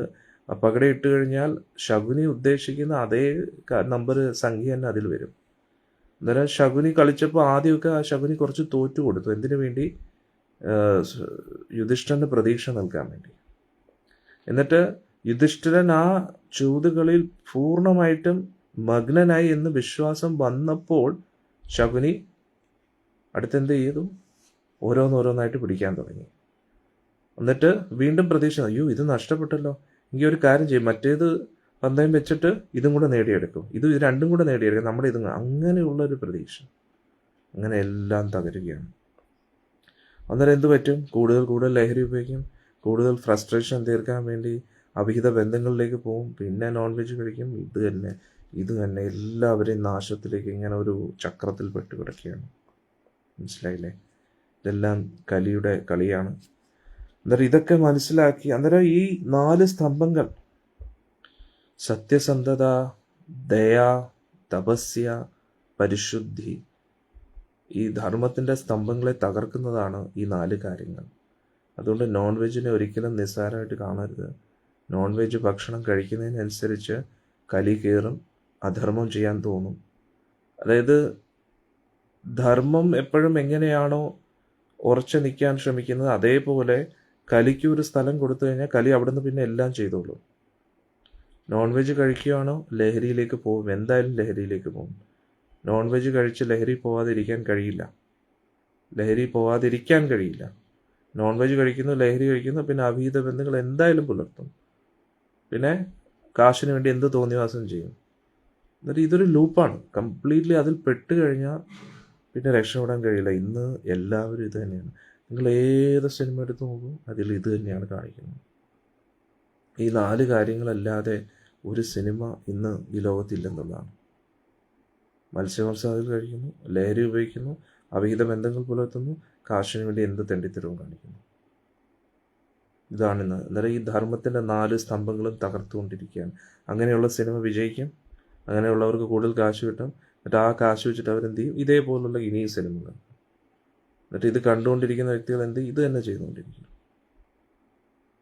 എന്നാലോചിച്ച് നോക്കും. അത് കാരണം എന്താ സംഭവിക്കുന്നത്? മിണ്ടാപ്രാണികളെ കൊന്നൊടുക്കിക്കൊണ്ടിരിക്കുകയാണ്. ആർട്ടിഫിഷ്യലായിട്ടുള്ള പല പല ഈ ബ്രോയിലർ ചിക്കൻ പോലെ ആർട്ടിഫിഷ്യലായിട്ട് പല പല മൃഗങ്ങളെയും ക്രിയേറ്റ് ചെയ്തുകൊണ്ടിരിക്കുകയാണ്. എന്തിനു വേണ്ടി? തിന്നാൻ വേണ്ടി മാത്രം. അങ്ങനെയുള്ള മൃഗങ്ങളെ ആർട്ടിഫിഷ്യലി ക്രിയേറ്റ് ചെയ്യുന്നു, നാച്ചുറൽ പ്രൊഡക്ഷൻ അല്ല. എന്നിട്ട് അവർക്ക് വേണ്ടിയുള്ള തീറ്റയ്ക്ക് വേണ്ടി എത്രയോ ഏക്കർ കണക്കിന് സ്ഥലങ്ങളിൽ കൃഷി ചെയ്യുന്നു. ആ കൃഷി ചെയ്യുന്ന ആ സ്ഥലത്തുള്ള കൃഷി ഉൽപ്പന്നങ്ങൾ മതി എല്ലാവരുടെയും വയറ് നിറയ്ക്കാനായിട്ട്.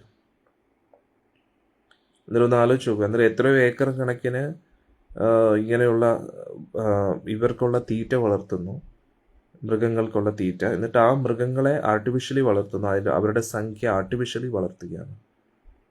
എന്തിനു വേണ്ടി? കുറച്ച് പേർക്ക് ആസ്വദിക്കാൻ വേണ്ടി. അതിന് പകരം അവരുടെ ആ തീറ്റ വളർത്തുന്ന അതേ സ്ഥലത്ത് തന്നെ എത്രയോ ആൾക്കാർക്ക് വേണ്ടിയുള്ള ഭക്ഷണം തയ്യാറാക്കാൻ പറ്റും. അന്നേരം മൃഗങ്ങൾ അവരുടെ രീതിയിൽ വളർന്നെങ്കിൽ പറയട്ടെ, നമ്മൾ ആർട്ടിഫിഷ്യലി ക്രിയേറ്റ് ചെയ്യേണ്ട ആവശ്യം എന്താണ്? കാരണം എല്ലാവർക്കും കാശ് കിട്ടിയാൽ മതി. കാശ് എന്തിനു വേണ്ടിയാണ്? മറ്റുള്ള ഈ കാശ് എനിക്ക് തിന്നാൻ വേണ്ടി, എൻ്റെ മക്കൾക്ക് തിന്നാൻ വേണ്ടി, എൻ്റെ ജനറേഷൻ ആഫ്റ്റർ ജനറേഷൻ എല്ലാവർക്കും തിന്നാൻ വേണ്ടി. എന്നിട്ട് എന്താ തിന്നുന്നത്? ഇതേ കോഴികളെ ആയിരിക്കും തിന്നുന്നത്. ഇതേ കോഴിയും ഇതേ പന്നിയും പാവപ്പെട്ട പശുക്കളെയൊക്കെ കൊന്ന് തിന്നുകയാണ്. ആർട്ടിഫിഷ്യലി അവരുടെ പ്രൊഡക്ഷൻ വർദ്ധിപ്പിക്കുന്നു, വീണ്ടും ഇത് തന്നെ ചെയ്യുന്നു. എത്ര ഒരു വല്ലാത്തൊരു എങ്ങോട്ടാണ് ഇന്നത്തെ ആൾക്കാർ പോകുന്നതെന്ന് ആലോചിച്ചു. ഒരു നോൺ വെജ് കഴിക്കുന്നതിനനുസരിച്ച് ഇത്രയും പാവമാണ് തിന്നുകൊണ്ടിരിക്കുന്നത്. ഈ പാവമൊക്കെ നമ്മൾ എവിടെ കൊണ്ട് തീർക്കാനാണ്? എവിടെ കൊണ്ട് തീർക്കാനാണ്? ഒരിക്കലും തീരത്തില്ല ഈ പാവം. ഈ ലോകത്ത് ഇതൊരു നിയമമാണെങ്കിലും അല്ലെങ്കിലും നമ്മൾ ഭഗവാന്റെ നിയമത്തിൽ നിന്ന് എങ്ങനെ രക്ഷപ്പെടും? നമ്മൾ അത്രയ്ക്ക് വലിയ മൊണ്ണയായിരിക്കണം, മണ്ടനായിരിക്കണം വിശ്വസിക്കാൻ ഈ ലോകത്ത് വേറെ ആരും ഇല്ല നോക്കാനൊന്നും. നമുക്ക് ജന്മം കിട്ടി അല്ലേ? നമ്മുടെ ജീവിതത്തിൽ നമ്മുടെ ശരീരം പ്രവർത്തിക്കുന്നുണ്ട്. നമ്മളല്ല ഇതിൻ്റെ ഉള്ളിൽ പോയി സ്കാൻ ചെയ്യുന്നത് എന്തൊക്കെയാണ് പ്രവർത്തിക്കുന്നതെന്ന്. പ്രവർത്തിക്കാതിരിക്കുമ്പോഴാണ് നമ്മൾ ഡോക്ടറിൻ്റെ അടുത്ത് പോയിട്ട് എന്തോ ഓരോന്ന് സ്കാൻ ചെയ്യിപ്പിക്കുന്നത്. കാരണം somebody is there who is making all these things function. ഇതിനെ വർക്ക് ചെയ്യിപ്പിക്കുന്ന ആരോ ഒരാളുണ്ട്. അന്നേരം ആ വ്യക്തി എന്തോ ചുമ്മാ കണ്ണുപൊട്ടനാണോ? ആൾക്ക് ഇതൊന്നും കണ്ടുകൂടെ? അതുകൊണ്ട് ആളെല്ലാം കണ്ടുകൊണ്ടിരിക്കുകയാണ്. അന്നേരം നമ്മൾ ഇങ്ങനെ കുന്നുകണക്കിന് പാപം ചെയ്തുകൊണ്ടിരിക്കുകയാണ്. അന്നേരം ഈ പാപങ്ങളുടെയൊക്കെ മുകളിലാണ് നമ്മൾ ഇരിക്കുന്നത്. പിന്നെ എന്ത് സമാധാനമാണ് നമ്മൾ പ്രതീക്ഷിക്കുക? അന്നേരം തുടർച്ചയായിട്ടുള്ള മത്സ്യമാംസാദികൾ കഴിക്കുന്നു, മിണ്ടാപ്രാണികളെ കൊന്നൊടുക്കിക്കൊണ്ടിരിക്കുകയാണ്. കൊല്ലുന്നതിനൊരു കണക്കില്ലെന്നുള്ളതാണ്. അതിനുവേണ്ടി പ്രത്യേക ഫാക്ടറീസും കമ്പനീസും ഒക്കെ ഉണ്ടാക്കിയിരിക്കുകയാണ്. ഒരു പ്രൊഡക്ഷനായിട്ട് മാറ്റിയിരിക്കുക. എന്തിനു വേണ്ടി? കാശ് കിട്ടാൻ. എന്നിട്ട് കാശ് ഉണ്ടാക്കുന്ന എന്തിനു വേണ്ടിയാണ്? കുടുംബത്തിന് എല്ലാവർക്കും തിന്നാൻ വേണ്ടി, നമ്മുടെ അഹങ്കാരം കാണിക്കാൻ വേണ്ടി, ഭയങ്കര പോഷ് ലൈഫ് ജീവിക്കാൻ വേണ്ടി. At the cost of so many living beings death. എത്രയോ മിണ്ടാപ്രാണികളുടെ ജീവൻ ബലി കൊടുത്തിട്ടാണ് നമ്മൾ നമ്മുടെ ജീവിതം ആസ്വദിക്കാൻ ആഗ്രഹിക്കുന്നത്. പക്ഷെ അതിലൂടെ എന്താ ആസ്വാദനം നമുക്ക് കിട്ടാനും? ഒന്നും കിട്ടാനില്ല. കൂടുതൽ ആൾക്കാരുടെ അസൂയ കിട്ടത്തുള്ളൂ. അസൂയ കിട്ടുന്നു, വീണ്ടും കഷ്ടപ്പെട്ട് വീണ്ടും അധ്വാനിക്കുന്നത്. എന്തിനു വേണ്ടി? നോൺ വെജ് കഴിക്കാനും ലഹരി അടിക്കാനും അവിഹിതമായിട്ട് ബന്ധങ്ങൾ പുലർത്താനും. അന്നേരം ഇതാണ് ഏറ്റവും വലിയ തെളിവ് കലിയുഗത്തിലുള്ള എല്ലാവരും ശൂദ്രരാണ്.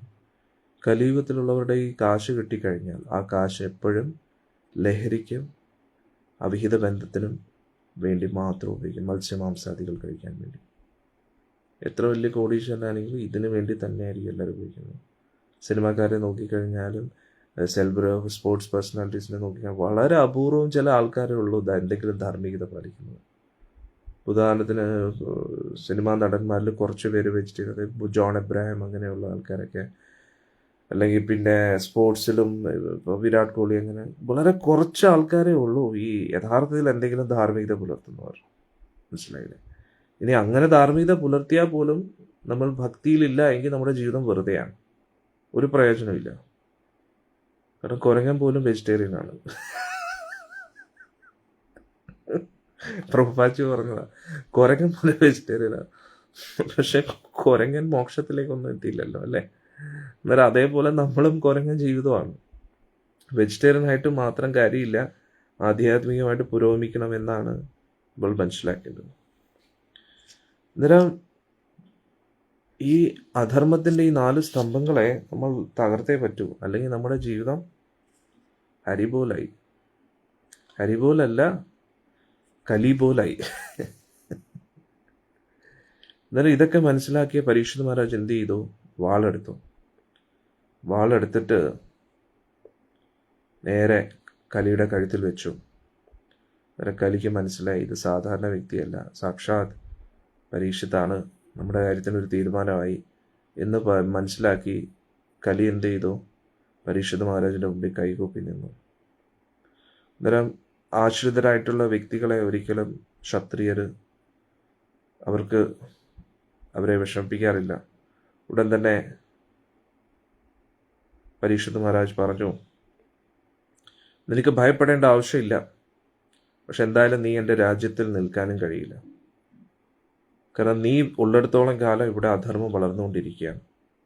ആൾക്കാരുടെ ഉള്ളിൽ അത്യാഗ്രഹം, അസത്യം, നിർഭാഗ്യം, കപടത, വഴക്ക്, ഇതെല്ലാം നീ കൊണ്ടുവന്നുകൊണ്ടേയിരിക്കുകയാണ്. അശാന്തത.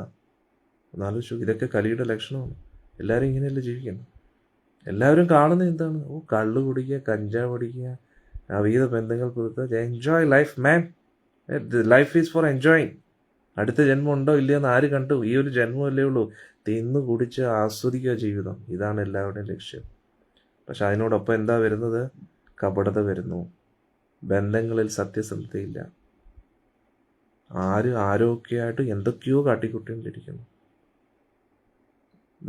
എത്രാമത്തെ ഭാര്യയാണ്, എത്രാമത്തെ ഭർത്താവാണ്, എത്രാമത്തെ കുട്ടികൾ, ഭർത്താവിൻ്റെ ഭാര്യയുടെ എത്രാമത്തെ കുട്ടികളാണ്. ഇനി ആണും പെണ്ണും അടുത്തിട്ട് ഇപ്പോൾ ആണുമായിട്ടും പെണ്ണുമായിട്ടും. ഹരേ കൃഷ്ണ. എന്തൊക്കെയോ ജീവിതം എങ്ങോട്ടൊക്കെയോ പോകുന്നുള്ളൂ. ഹരേ കൃഷ്ണ. നാരായണ. ഇതിനനുസരിച്ച് ഇങ്ങനെയുള്ള പാപികളായിട്ടുള്ള ജന്മങ്ങളായതുകൊണ്ട് എന്തു പറ്റുന്നു? കപടത വർദ്ധിക്കുന്നു, ലഹരി പദാർത്ഥങ്ങൾ ഉപയോഗിക്കുന്നു. അടിപൊളി ജീവിതം തന്നെ. നാരായണ. ഇവരൊക്കെ ഇപ്പോഴും ഭൂമിയിൽ ഉള്ളത് തന്നെ വലിയൊരു അത്ഭുതമാണ്. അത് എത്ര പാപവും ചെയ്യുന്നത്, ഒരു ലിമിറ്റില്ലേടേ. ഒരു കുന്നുപോലെ പാവം ചെയ്തുകൊണ്ടിരിക്കുക. എന്നിട്ട് വഴക്കാളി സ്വഭാവം എന്ന് പറഞ്ഞു കഴിഞ്ഞാൽ ഒന്ന് പറയാം എന്തോ ഇങ്ങനെയാണ് സ്വഭാവം. ഇങ്ങനെയാണ് ഒന്ന് പറഞ്ഞ് രണ്ടാമത്തേന് ഉടനെ, അതായത് ഒരു സമാധാനമില്ല, ഒരു സന്തോഷമില്ല. അതായത് അവരുടെ ആ ദേഷ്യം കാണിക്കുന്നതാണ് അവരുടെ ശക്തി എന്ന് വിചാരിച്ചിരിക്കുകയാണ്. ഫുൾ കപടതയും, ബന്ധങ്ങളിൽ ഒരു ആത്മാർത്ഥതയില്ല. ഇന്ന് ഇവരുടെ കൂട്ടത്തിൽ, നാളെ വേറൊരുത്തൻ്റെ കൂട്ടത്തിൽ, വേറൊരു പെണ്ണിൻ്റെ കൂട്ടത്തിൽ, എന്തൊക്കെയോ അങ്ങോട്ടും ഇങ്ങോട്ടും കാണിച്ചു. എന്നാൽ ഇതെല്ലാം കലി അടിപൊളിയായിട്ട് പ്രോഗ്രസ് ചെയ്തുകൊണ്ടിരിക്കുകയാണ് അല്ലേ? അന്നേരം പ്രോഗ്രസ് ഗ്രാഫ് നോക്കി കഴിഞ്ഞാൽ കലിയുടെ പ്രോഗ്രസ് ഗ്രാഫ് ഇങ്ങനെ പോരും, ഇങ്ങനെ കലിയിൽ ഇങ്ങനെ. എന്നിട്ട് ആധ്യാത്മികയുടെ പ്രോഗ്രസ് കലിയുഗത്തിൽ ഇങ്ങനെ താഴ്ന്നുകൊണ്ട് അതപ്പതിച്ചുകൊണ്ടിരിക്കുകയാണ്. അന്നേരം ഇവിടെ കലി വിറച്ചുകൊണ്ട് പറഞ്ഞു,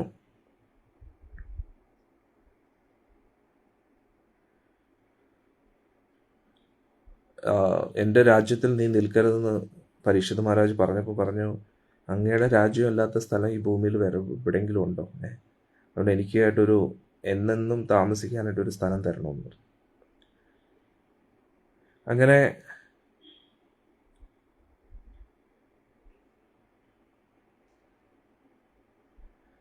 ഒരമ്മ പറയുന്നു, വെറുതെ ജന്മം പാഴാക്കരുത് എന്നാണ് അവർ പറയുന്നത്. ആരാണ് പാഴാക്കിക്കൊണ്ടിരിക്കുന്നത്? അവർക്ക് ഇപ്പോഴേ ഒരു സമാധാനമില്ല. ഒന്ന് ആലോചിച്ച് നോക്കൂ. ആത്മാർത്ഥത, കുടുംബജീവിതത്തിൽ ഒരു ആത്മാർത്ഥത ഇല്ലെങ്കിൽ പിന്നെ എന്ത് ജീവിതമാണ്? അവിഹിത ബന്ധങ്ങൾ പുലർത്തിക്കൊണ്ടിരിക്കുമ്പോൾ അവരുടെ കുട്ടികളോട് എന്ത് സമാധാനം പറയും? അതുകൊണ്ട് ബുദ്ധിപരമായിട്ട് കുട്ടികളെ കൊണ്ടുവരുന്നില്ല, കുട്ടികളെ അബോർട്ട് ചെയ്ത് കളയുന്നു. ആ പാപം കൂടെ എവിടെ കൊണ്ട് തീർക്കാനാണ്? അത് വേറൊരു കാര്യം. പിന്നെ ലഹരി ഇങ്ങനെ അടിച്ചുകൊണ്ടിരുന്നു കഴിഞ്ഞാൽ കരളൊക്കെ അടിച്ചു പോകും, കരളിൻ്റെ ഫ്യൂസൊക്കെ അടിച്ചു പോകും. പിന്നെ ഹാർട്ടും പോയി. നോൺ വെജ് കഴിക്കുന്നതനുസരിച്ച് ഹാർട്ടും പോവും.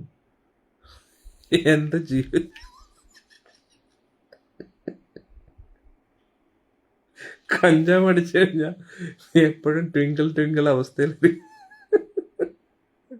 ട്വിങ്കിൾ ട്വിങ്കിൾ ലിറ്റിൽ സ്റ്റാർ കിളി പോയ അവസ്ഥയിലായിരിക്കും എപ്പോഴും. ബോധമില്ല, ബന്ധങ്ങളിലൂടെ ആത്മാർത്ഥതയില്ല.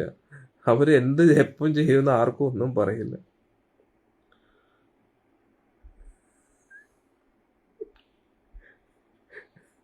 അവരുടെ ജീവിതത്തിൽ ഒരേ ഒരു ലക്ഷ്യമുള്ളൂ, ഇന്ന് കാശുണ്ടാക്കും. എന്തിനു വേണ്ടി? ഇന്ന് നോൺ വെജ് അടിക്കാനും കള്ളും അഞ്ചും അടിക്കാനും അവിധ ബന്ധം പുലർത്താനും. ഇത് മാത്രമേ ഉള്ളൂ ലക്ഷ്യം. ഇവര് വെച്ചിട്ട് എങ്ങനെ ഈ ലോകം മുന്നോട്ട് നടക്കാനാണ്? ഒരു അമ്മ പറയുന്ന അവർക്കിത് മനസ്സിലാകുന്നില്ല സ്വാമിജി. അവർക്ക് മനസ്സിലായില്ലെങ്കിലും നമുക്ക് മനസ്സിലാവല്ലോ എന്ത് പോക്കാണത്. ഒരു അന്തവും കുന്തവും ഇല്ലാത്ത ജീവിതം. എന്ത് ജീവിതമാണ്.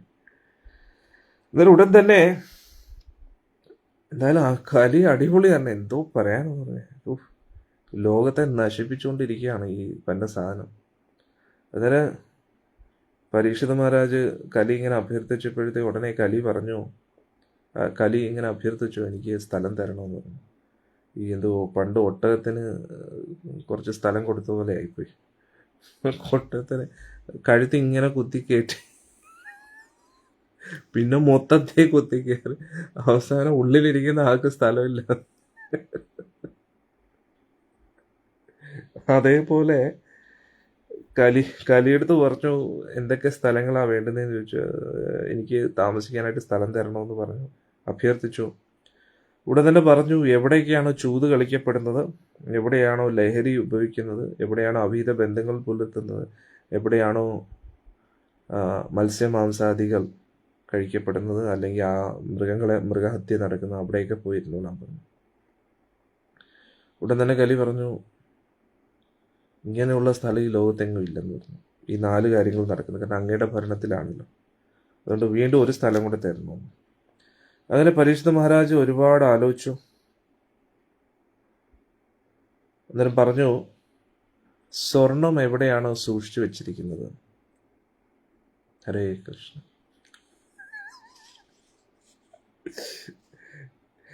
വിവാഹം കഴിയുമ്പോഴേ അല്ലേ സ്വർണത്തിൻ്റെ എന്തോ പറയുന്നത്, ഇങ്ങനെ അവരെ കണ്ടു കഴിഞ്ഞാൽ, പെൺകുട്ടികളെ വിവാഹം കഴിച്ച പെൺകുട്ടികളെ കണ്ടു കഴിഞ്ഞാൽ അവരുടെ ശരീരം സ്വർണം കൊണ്ട് നിർമ്മിച്ചതായിട്ട് തോന്നും. ഇങ്ങനെ ആഭരണങ്ങളെ കൊണ്ട് ഇങ്ങനെ അങ്ങ് നിറഞ്ഞിരിക്കുന്നു. ഒരു ഭക്തൻ പറയും, ഗുരുമഹാരാജ് ഒരു 10 വർഷം മുമ്പെങ്കിലും സത്സംഗം തുടങ്ങി.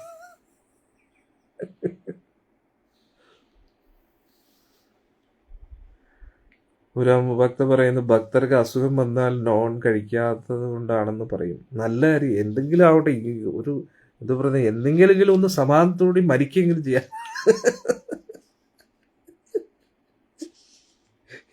ഇവരുടെയൊക്കെ ഇടയിൽ സമാധാനം ജീവിക്കാൻ പറ്റത്തില്ല. നോൺ വെജ് കഴിക്കാതെ എന്തോ നിരാഹാരം ഇരുന്ന് മരിച്ചാലും അതിനും ഒരു അന്തസ്സുണ്ട്. ഇതെന്തും ജീവിതം, പട്ടി ജീവിതമാണ്. പട്ടികൾക്കും അന്തസ്സുണ്ട്. പട്ടികൾ കള്ളു കുടിക്കാറില്ല, കഞ്ചാവ് കുടിക്കാറില്ല.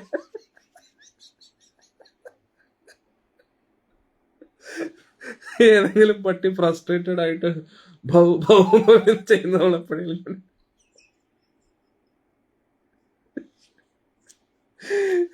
അല്ലെങ്കിൽ എവിടെയോ ഭാര്യ പറ്റിച്ചിട്ട് പോയെന്ന് പറഞ്ഞിട്ട് കള്ളു കുടിക്കാറുണ്ട് ഏതെങ്കിലും പട്ടി ബാറി പോയി. പാവം പട്ടികൾക്ക് എന്തെങ്കിലും കിട്ടിയാൽ മതി കഴിക്കാനായിട്ട്.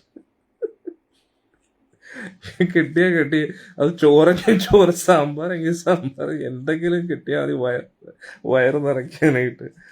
അല്ലാതെ വേറെ എന്തെങ്കിലും എന്തോ കോഴിക്കാല് കിട്ടിയാലേ പറ്റൂ, അല്ലെങ്കിൽ പന്നിയുടെ ഇറച്ചി കിട്ടിയാലേ മതി എന്നുണ്ടോ പട്ടിക്ക്? എന്തെങ്കിലും കിട്ടിയാൽ മതി.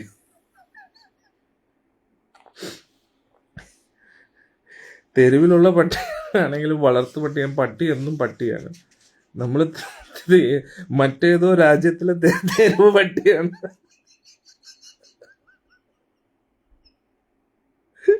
ഇതേത് പട്ടിയാണ്?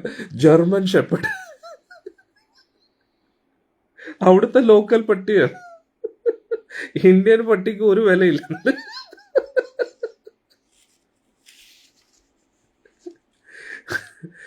വിദേശ രാജ്യത്തിൽ നിന്ന് ലക്ഷക്കണക്കിന് രൂപ ചെലവാക്കി വിദേശ പട്ടികളെ കൊണ്ട്. അവിടുത്തെ തെരുവ് പട്ടികളാണെങ്കിൽ അവിടുന്ന് ഇവിടുത്തെ തെരുവ് പട്ടിയുടെ അതേ ഗതിയാണ്. എന്തെങ്കിലും വഴി കിട്ടുന്ന എന്തെങ്കിലുമൊക്കെ കഴിക്കും. പിന്നെ ഇതിനായിട്ട് കുറെ ട്രെയിനേഴ്സും ഉണ്ട്. നിങ്ങൾ വളരെ ശ്രദ്ധിക്കണം. പട്ടിക ഈ ഭക്ഷണം വളരെ ദിസ് ഇസ് വെരി ഇമ്പോർട്ടൻറ്റ്. ഇങ്ങനെയാണ് ഇത് കറക്റ്റ് സമയത്ത് ഈ ഭക്ഷണം കൊടുക്കുന്നത്. നാട്ടിൽ അളിച്ചും പുളിച്ചതൊന്നും ഒന്നും കൊടുക്കരുത്. അളിച്ചും പുളിച്ചെന്ന് പറഞ്ഞാൽ സാമ്പാർ ചോറ്,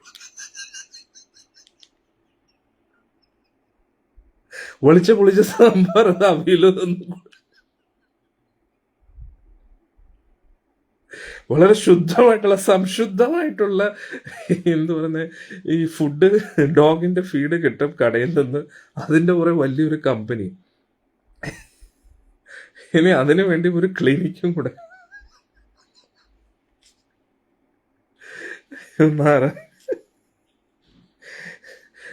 പ്രഭുപാജി പറയുന്നു, പ്രഭുപാജി എന്താ പറയുന്നത് വെച്ചാലേ, you have to serve God.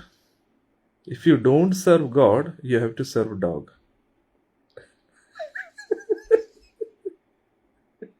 അതിൻ്റെ അർത്ഥം ഞാൻ ഒരിക്കലും പട്ടികളെ അധിക്ഷേപിക്കുന്നില്ല കേട്ടോ, പട്ടികളെ അപമാനിക്കുന്നതല്ല. പട്ടികളെ നോക്കുന്ന ആൾക്കാരെ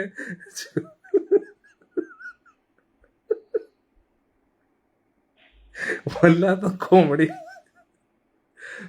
പ്രഭുപാദി പറയുന്നു, if you everybody has to serve God. If you don't serve God, you have to serve dog. GOD God, DOG dog.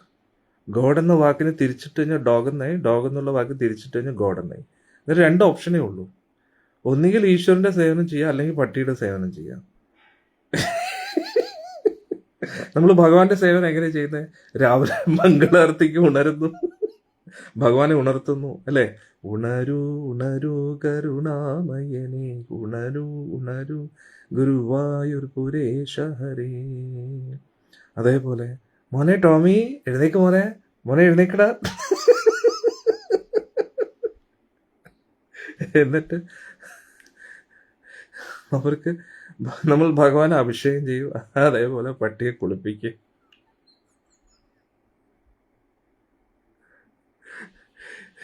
എന്നിട്ട് ഭഗവാൻ ഇഷ്ടമുള്ള ഭക്ഷണങ്ങൾ കൊടുക്കുക. അങ്ങനെ ഇതെല്ലാം ഭഗവാന് വേണ്ടി സേവനം ചെയ്യുന്നതിന് പകരം നമ്മൾ എന്ത് ചെയ്തുകൊണ്ടിരിക്കുക? പട്ടിയുടെ സേവനം ചെയ്തുകൊണ്ടിരിക്കുക. ഹരേ കൃഷ്ണ, നാരായണ നാരായണ. ഓഫ്, എന്ത് ജീവിതോടെ പട്ടി ജീവിതം തന്നെ. അവർക്കൊരു സ്വാതന്ത്ര്യം കൊടുക്കുമെന്ന് വെച്ചാൽ അതുമില്ല. പട്ടികൾ ഉള്ളി വിചാരിച്ചോട്ടെ, എന്ത് പട്ടി ജീവിതമാണ് നമ്മൾ.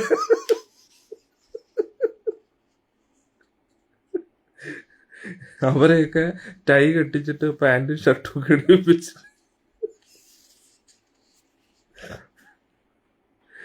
എന്ത് ജീവിതമാണ്.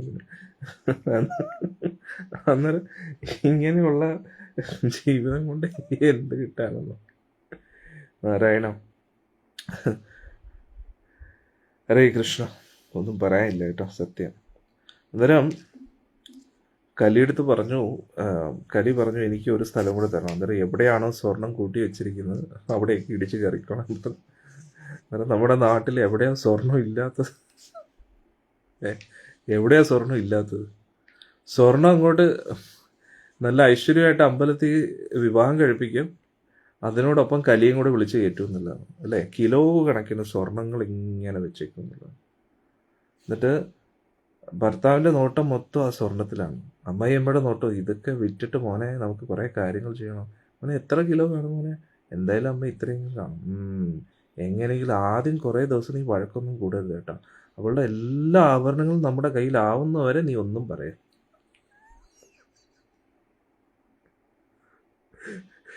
ആഭരണങ്ങൾ കൈ കിട്ടിയോ തുടങ്ങി മോനെ അവിടെ കളി. വലതുകാല് വെച്ച് മരുമോൾ അങ്ങോട്ട് കയറും, വലതുകാല് വെച്ച് എന്നെ കലി കൂടെ കയറുക. പിന്നെ അവിടെ അടി ഇടി വെട്ട് കുത്ത്. പിന്നെ കല്യാണത്തിന്റെ അതേ ദിവസം തന്നെ നല്ല എന്തോ വിരുന്നെന്ന് പറഞ്ഞിട്ട് നോൺ വെജ് കൊടുക്കും. അതും കൂടെ ആയപ്പം പിന്നെ പാർട്ടി, കള്ള് എല്ലാം കൂടെ ആകുമ്പോഴത്തേക്ക് അടിപൊളിയായി. പിന്നെ ആകുമ്പോഴത്തേക്ക് പിന്നെ എങ്ങനെയാണോ വീട്ടിൽ കാശ് വയ്ക്കുക? എന്നിട്ട് എല്ലാം കഴിഞ്ഞിട്ട് പൊട്ടി പാളിഷായി ഒരു പരുവായിട്ട് ഇരിക്കുമ്പോഴത്തേക്ക് അമ്പലത്തിൽ വന്നിട്ട് പറയും, ഭഗവാനെ എൻ്റെ ജീവിതത്തിൽ എന്താ ഇങ്ങനെ കടം വരും. ഒന്നാമതേ മത്സ്യം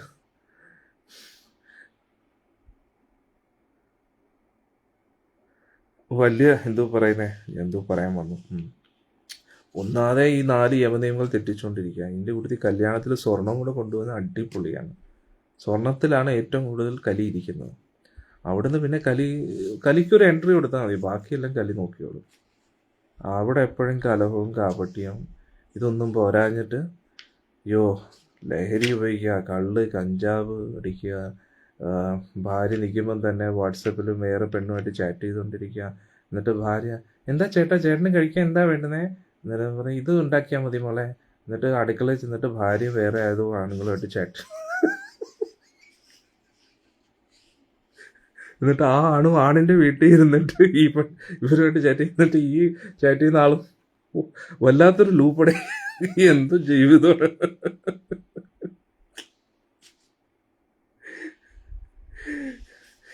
അന്നേരം ഇങ്ങനെയുള്ള ആൾക്കാരോട് നാമം ജപിക്കാൻ പറയുമ്പോൾ പോ സ്വാമി, ഇവിടെ നമുക്ക് ഇതിനൊന്നും സമയമില്ല. കാരണം ഇവിടെ 100 കൂട്ടം കാര്യമുണ്ടേ. കാരണം ഒരു ചെയ്തു കൂട്ടിയ പാപമൊന്നും പോരാ, ഇനിയും കുറേ പാപം ചെയ്യാനുണ്ട്. ഈ കലിയുഗം തീരുന്നതിന് മുമ്പേ മാക്സിമം പാവം ചെയ്ത് റെക്കോർഡ് ഉണ്ടാക്കണ്ടേ. അവിടെ യമരാജൻ കൺഫ്യൂസ്ഡ് ആവും. ഇവന്മാർക്കൊക്കെ ഏത് നരകപാടോ കൊടുക്കേണ്ടത് ചിത്രോപ്തനായിട്ട് ഇങ്ങനെ അവിടെ ചിന്തിച്ചുകൊണ്ടിരിക്കുകയാണ്. ചെയ്ത് കൂട്ടുന്നതിന് ഒരു ലിമിറ്റില്ലടേ. ഇവിടെ ഏതൊക്കെ പാവമാണ് ഇനി ഇവന്മാർ ചെയ്ത് കൂട്ടിക്കൊണ്ടിരിക്കുന്നത്. അതുകൊണ്ട് ഇതിൽ നിന്ന് നമ്മൾ മനസ്സിലാക്കേണ്ടത്, നമ്മൾ നമ്മൾ എന്തായാലും ഇവരെ പറഞ്ഞിട്ട് പോത്തിനോട് വേദം ഓതിയിട്ട് കാര്യമില്ല. ഇവരൊരിക്കലും പറഞ്ഞാൽ കേൾക്കുന്നത് അത് നമ്മളെങ്ങനെയാണ് നമ്മളെ രക്ഷിക്കുക, അത് നമ്മൾ പഠിക്കുക. അധാർമികമായിട്ടുള്ള ഒരു പ്രവൃത്തിക്കും ഒരു കൂട്ടം നിൽക്കണം. എന്ത് സംഭവിച്ചാൽ വീട്ടിൽ നിന്ന് ഇറക്കി വിട്ടാലും കുഴപ്പമില്ല, കലിയെ ഒരിക്കലും സപ്പോർട്ട് ചെയ്യരുത്. കാരണം നമ്മൾ വിളമ്പി കൊടുക്കുന്ന അതേ ആൾക്കാർ തന്നെ നമ്മുടെ കർണക്കുറ്റിയിട്ട് അടിക്കുമെന്നുള്ളത്. നമ്മൾ സ്നേഹത്തോടെ കൂടി മക്കൾക്ക് ഇങ്ങനെ വിളമ്പി കൊടുക്കും, അതേ മക്കൾ തന്നെ കർണക്കുറ്റിക്കിട്ട് അടിക്കും. ഒരു ഭക്ത പറയുന്നത് അങ്ങനെയുള്ളവരെ എങ്ങനെ മാറ്റും? എന്തിനു മാറ്റുന്നു? നമ്മൾ ഓടി രക്ഷപ്പെടും.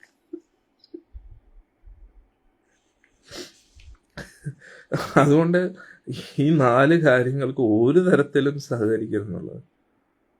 ഒരു കാരണവശാലും സഹകരിക്കരുത്. നിങ്ങൾക്ക് ഏറ്റവും ടഫായിട്ടുള്ളത് നോൺ വെജ് കുക്ക് ചെയ്യുന്നതിൽ നിന്ന് രക്ഷപ്പെടാൻ പറ്റുന്നില്ല, അതാണെന്നറിയാം. പക്ഷേ ചെറിയ ഒട്ടകത്തിന് കുറച്ച് സ്ഥലം കൊടുത്താൽ മതി, മൊത്തത്തിൽ പിടിച്ചടക്കുന്ന പോലെ. അതേപോലെ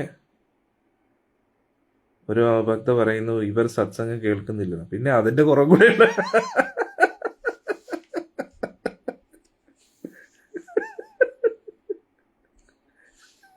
അവര് സത്സംഗം കേൾക്കാത്തതിന്റെ കുറവും കൂടെ ഉണ്ട്. അവര് സത്സംഗം കേൾക്കാത്തതുകൊണ്ട് ഞാൻ ജീവിച്ചു വന്നു.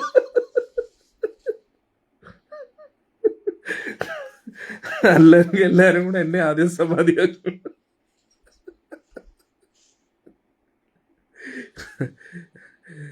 ആക്ച്വലി ഇവരുടെ ജീവിതം ഫുൾ പാപത്തിൽ നിൽക്കുകയാണ്. അന്നേരം അവർക്ക് എങ്ങനെയാണ് ഈ ഉയർന്ന തത്വങ്ങളൊക്കെ മനസ്സിലാക്കാൻ പറ്റുന്നത്? മന്ദബുദ്ധികൾക്ക് എങ്ങനെയാണ് ഉയർന്ന കാര്യങ്ങൾ മനസ്സിലാക്കാൻ കഴിയുന്നത്? എല്ലാം തമോ ഗുണത്തിലും രജോ ഗുണത്തിലും ഉള്ള ജീവിതമാണ്. എന്നിട്ട് ഈ സത്വഗുണത്തിലുള്ള ഉയർന്ന തത്വങ്ങളൊക്കെ പറയുമ്പോൾ അവർ എന്ത് മനസ്സിലാക്കാൻ പറ്റും? അവർ കേട്ടിട്ട് പറയും പണ്ഡിതനാണെന്ന് തോന്നുന്നു എന്ന് മാത്രം പറഞ്ഞുകൊണ്ടിരിക്കും. വേറെ ഒന്നും അവരെ കൊണ്ട്. അതുകൊണ്ട് നമ്മൾ എന്താ ചെയ്യേണ്ടത്? കഴിയുന്നത് ഇങ്ങനെയുള്ള ആൾക്കാരിൽ നിന്ന് ദൂരെ നിൽക്കുക. അന്നേരം നിങ്ങൾ പറയും, സ്വാമി എന്ത് വർത്താനോ, വീട്ടിലുള്ള എല്ലാവരും ഇങ്ങനെ. എന്ത് ചെയ്യാനാ? അങ്ങനെയൊക്കെ ആയിപ്പോയി ജീവിതം. ഇനിയിപ്പോൾ എങ്ങനെ രക്ഷപ്പെടാൻ നോക്കുക, അവരെ എങ്ങനെയെങ്കിലും നേരെയാക്കാൻ നോക്കുക. അവരെ നേരെ കൂടുതൽ അങ്ങോട്ട് ഉപദേശം കൊടുക്കണ്ട. കാരണം you are dealing with Kali. Please remember, അത് നിങ്ങളുടെ കുടുംബാംഗങ്ങളാണെന്ന് ചിന്തിക്കരുത്. നിങ്ങൾ ആരുമായിട്ടാണ് ഇടപെട്ടുകൊണ്ടിരിക്കുന്നത്? കലിയാണ്. ഈ പണ്ടത്തെ സിനിമയിലൊക്കെ കണ്ടില്ലേ, ഒരു ബാധ ഉള്ളിൽ കയറി കഴിഞ്ഞാൽ പിന്നെ ആ വ്യക്തിയായിട്ടല്ല നിങ്ങൾ സംസാരിക്കുന്നത്, ആരുമായിട്ടാണ് സംസാരിച്ചുകൊണ്ടിരിക്കുന്നത്? ബാധയായിട്ടാണ്. അതുകൊണ്ട് അത് എപ്പോഴും ശ്രദ്ധിക്കുക. അതുകൊണ്ട് അവിടുന്ന് എങ്ങനെയായിരിക്കും പ്രതികരണം കിട്ടുന്നതെന്ന് ദൈവം ഇത് ആലോചിക്കുക. കാരണം ആ കലിയെ സംബന്ധിച്ചിടത്തോളം നിങ്ങൾ അവരുടെ ഏറ്റവും വലിയ ശത്രുവാണ്.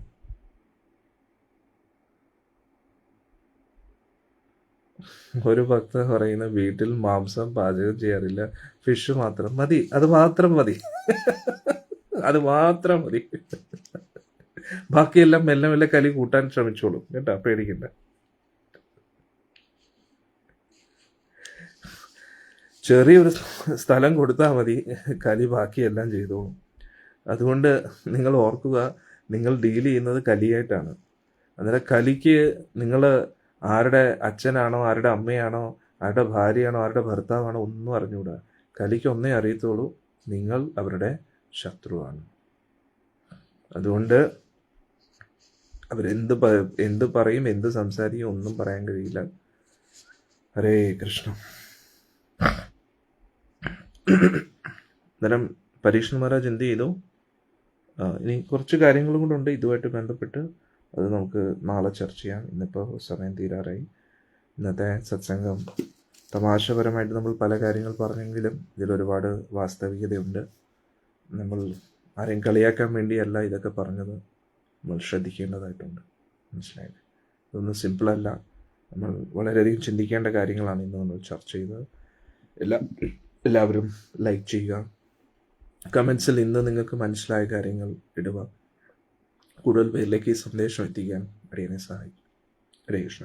ഞാൻ ഒരിക്കലും നിങ്ങളെ കളിയാക്കുന്നോ അതൊന്നുമല്ല. കലിയുഗം അങ്ങനെയാണെന്ന് മനസ്സിലാക്കുക. നമ്മൾ കാണുമ്പോൾ ഇതെൻ്റെ നമ്മുടെ കുടുംബാംഗങ്ങളാണ് എന്ന് നമ്മൾ ചിന്തിക്കുന്നു. പക്ഷേ അവരിപ്പോൾ ഒരു കലി ബാധ കയറിയ ഒരവസ്ഥയിലാണെന്ന് മനസ്സിലാക്കുക. ഫിഷും പതുക്കെ സ്റ്റോപ്പ് ചെയ്യാം ഗുരുദേവ്. പതുക്കെ എന്ന് പറഞ്ഞാൽ ഒന്നും പറയാൻ പറ്റില്ല. എത്രയും പെട്ടെന്ന് ഇന്നത്തേക്ക് നിർത്തിക്കഴിഞ്ഞാൽ അത്രയും നല്ലത്. ശുഭസ്യ ശീഘ്രം എന്നല്ലേ? നല്ല കാര്യങ്ങൾ ലേറ്റ് ആക്കരുത്. അല്ലെങ്കിൽ നമ്മൾ ലേറ്റായി കഴിഞ്ഞാൽ പിന്നെ നമ്മളെ ലേറ്റായി കഴിഞ്ഞാൽ പിന്നെ പറയാൻ പറ്റില്ല. അതുകൊണ്ട് നിങ്ങൾ തന്നെ ആലോചിച്ച് നോക്കൂ, ഈ കലിയുടെ ഈ ദോഷങ്ങൾ എല്ലായിടത്തും കാണാൻ പറ്റുന്നുണ്ട്. എല്ലായിടത്തും കലഹവും കാപട്യവും, ക്ഷമയില്ല, സമാധാനക്കേട്, ഒരു സന്തോഷമില്ല, കുടുംബാംഗങ്ങൾ തമ്മിൽ എപ്പോഴും വൈര്യം, അല്ലേ? ഇതെല്ലാം കാരണം കലിയാണ്. അതുകൊണ്ട് നോൺ വെജ്, ലഹരി, അവിഹിത ബന്ധങ്ങൾ,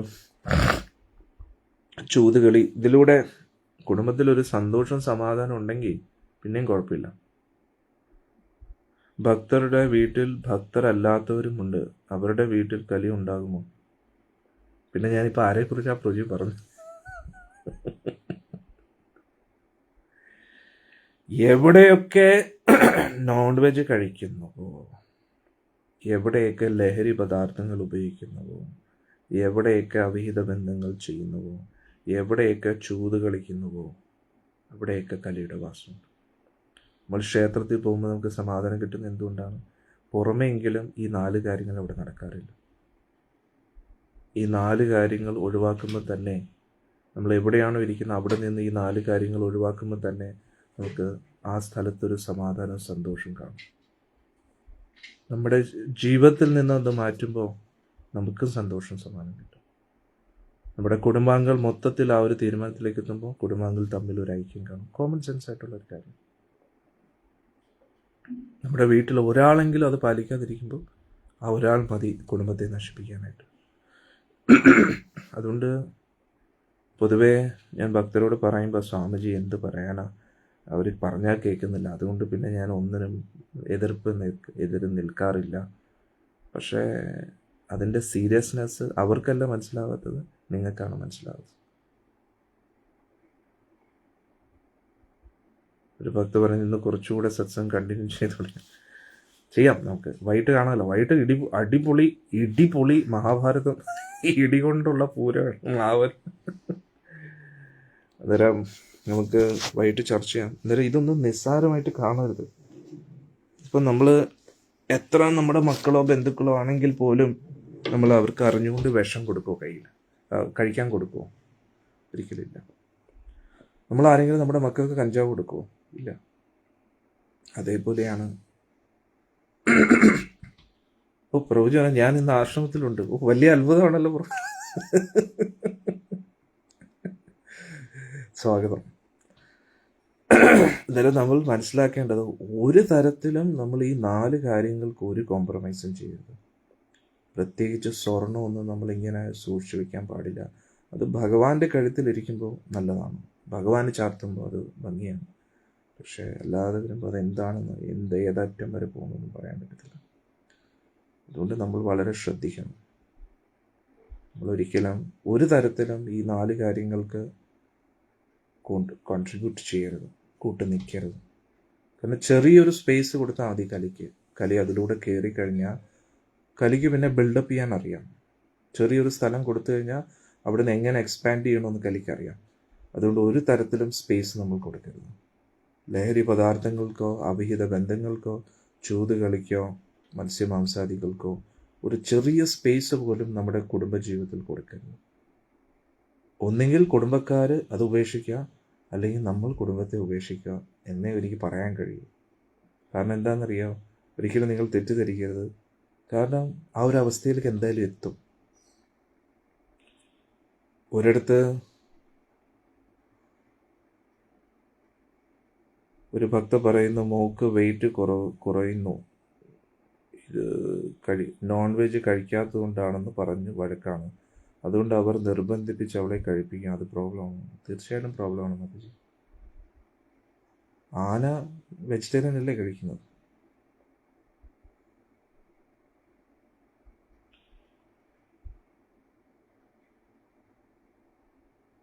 ഇപ്പോൾ എന്തോ ഒരു ഭക്ത പറഞ്ഞത്, ഇപ്പോൾ ഗുരുദേവനോട് ഒരു പരാതിയും പറഞ്ഞ് എസ്കേപ്പ് ചെയ്യാൻ പറ്റില്ല. അയ്യോ, എൻ്റെ അടുത്തല്ല, ഭഗവാൻ അങ്ങനെയാണ്.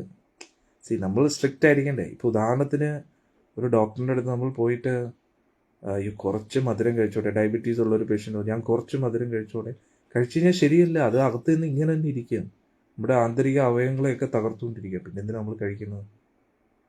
നാവിന് മാത്രം രുചി കിട്ടുകയാണ്, അകത്ത് എന്നിട്ട് പ്രശ്നം ഉണ്ടാക്കുകയാണെങ്കിൽ അത് ശരിയല്ലല്ലോ അല്ലേ? ഈ ഡോക്ടർമാരാണ് കൂടുതലും പ്രശ്നം ഉണ്ടാക്കുന്നത്. അവരാണ് ഈ പറയുന്നത് ഇങ്ങനെയാണ് അങ്ങനെയാണ്. മാത്രമേ നല്ലൊരു ആയുർവേദ വൈദ്യനെ കാണിച്ചു കൊടുക്കൂ ആ വെയിറ്റിന് വേണ്ടി. എന്നിട്ട് കാരണം വെയിറ്റ് കുറവാണ്, അതിന് ഏറ്റവും നല്ലത് ആയുർവേദമാണ്. എന്നിട്ട് നമുക്ക് ഇഷ്ടമുള്ള ഭക്ഷണങ്ങൾ കൊടുക്കൂ, വെജിറ്റേറിയൻ ആയിട്ടുള്ള, അതൊക്കെ കൊടുത്താൽ നന്നായിരിക്കും എന്ന് തോന്നുന്നു. അതുകൊണ്ട് പിന്നെ കുറച്ച് യോഗയൊക്കെ ചെയ്യണം. യോഗയൊക്കെ ചെയ്ത് നമ്മൾ അന്നേരം അതിനനുസരിച്ച് നമ്മുടെ ഉള്ളിലെ പ്രാണവായുവിൻ്റെ സഞ്ചാരമൊക്കെ കറക്റ്റ് ആകുമ്പോൾ ഓട്ടോമാറ്റിക്കലി ശരീരം ബെറ്റർ ആവും. നമ്മളൊരു ലൂപ്പിൽ പെട്ട് കിടക്കുകയാണ്, അതാണ് പ്രശ്നം. പിന്നെ ഞാൻ നേരത്തെ പറഞ്ഞതുപോലെ നമ്മൾ നമ്മുടെ കുടുംബാംഗങ്ങളെ ഇതിൽ നിന്ന് അകറ്റിയില്ലെങ്കിൽ അവരെന്തായാലും നമ്മളിൽ നിന്ന് അകന്നു പോകും. കാരണം ഒരു സ്ഥലത്ത് കീരിയും പാമ്പിനും ഒരേപോലെ ഇരിക്കാൻ കഴിയാത്ത അവസ്ഥയാണ്. കലിയും ഭക്തരും ഒരേപോലെ ഒരിടത്തും പോകാൻ കഴിയില്ല.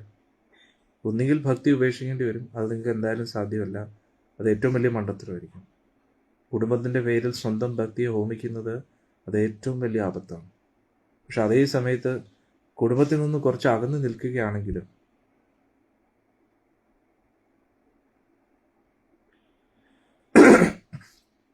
നമ്മൾ ഭക്തി പരിശീലിക്കുമ്പോൾ അവർക്ക് അതിൻ്റെ അനുഗ്രഹം കൊണ്ട് കിട്ടും. എൻ്റെ അർത്ഥം വീടെല്ലാം ഉപേക്ഷിക്കണമെന്നല്ല ഞാൻ പറയുന്നു, മനസ്സിലായില്ലേ? അതുകൊണ്ട് നമ്മൾ മനസ്സിലാക്കേണ്ട ഒരു കാര്യം, ഒരു തരത്തിലും അങ്ങനെയുള്ള കാര്യം ആദ്യം തുടക്കമൊക്കെ എതിർപ്പുണ്ടാവും. കാരണം എന്താ, ഇത്രയും കാലം കഴിച്ചതിൻ്റെ ആ കലി അകത്ത് കിടക്കുകയാണ്. ആ കലി തീർച്ചയായിട്ടും എതിർപ്പുണ്ടാക്കും. പക്ഷെ കുറച്ച് കഴിയുമ്പോൾ അവർക്കത് സ്വീകാര്യമായിട്ട് തോന്നും. അവരുടെ ഉള്ളിൽ, അതായത് എന്തോ ഒരു ഉദാഹരണം പറയണല്ലോ, വീണ്ടും പണ്ടത്തെ സിനിമകളിൽ അത് യാഥാർത്ഥ്യമാണ്, പക്ഷെ സിനിമകളിൽ കുറച്ച് ഓവറായിട്ട് കാണിക്കുക. അതായത് ബാധ കയറിയ വ്യക്തിയെ പല പല മന്ത്രവാദത്തിലൂടെ നിയന്ത്രിക്കാൻ ശ്രമിക്കുക. അന്നേരം ആ ബാധ കയറിയ ആ വ്യക്തി വളരെ വയലൻ്റ് ആയിട്ട് പ്രതികരിക്കും. പക്ഷെ കുറച്ച് കഴിഞ്ഞാൽ ആ ബാധ പോയി കഴിഞ്ഞാൽ പിന്നെ ആ വ്യക്തി ശാന്തമാണ്. അതേപോലെ നിങ്ങൾ മനസ്സിലാക്കുക, നിങ്ങളോട് കുടുംബാംഗങ്ങൾ എതിർപ്പുകൾ പ്രകടിപ്പിക്കുന്നത് അവരുടെ ഇഷ്ടം കൊണ്ടോ അവരുടെ ആ ഒരു നിർബന്ധ ബുദ്ധിയല്ല. ആക്ച്വലി അവരുടെ ഉള്ളിലെ ആ കലിബാധയാണ്.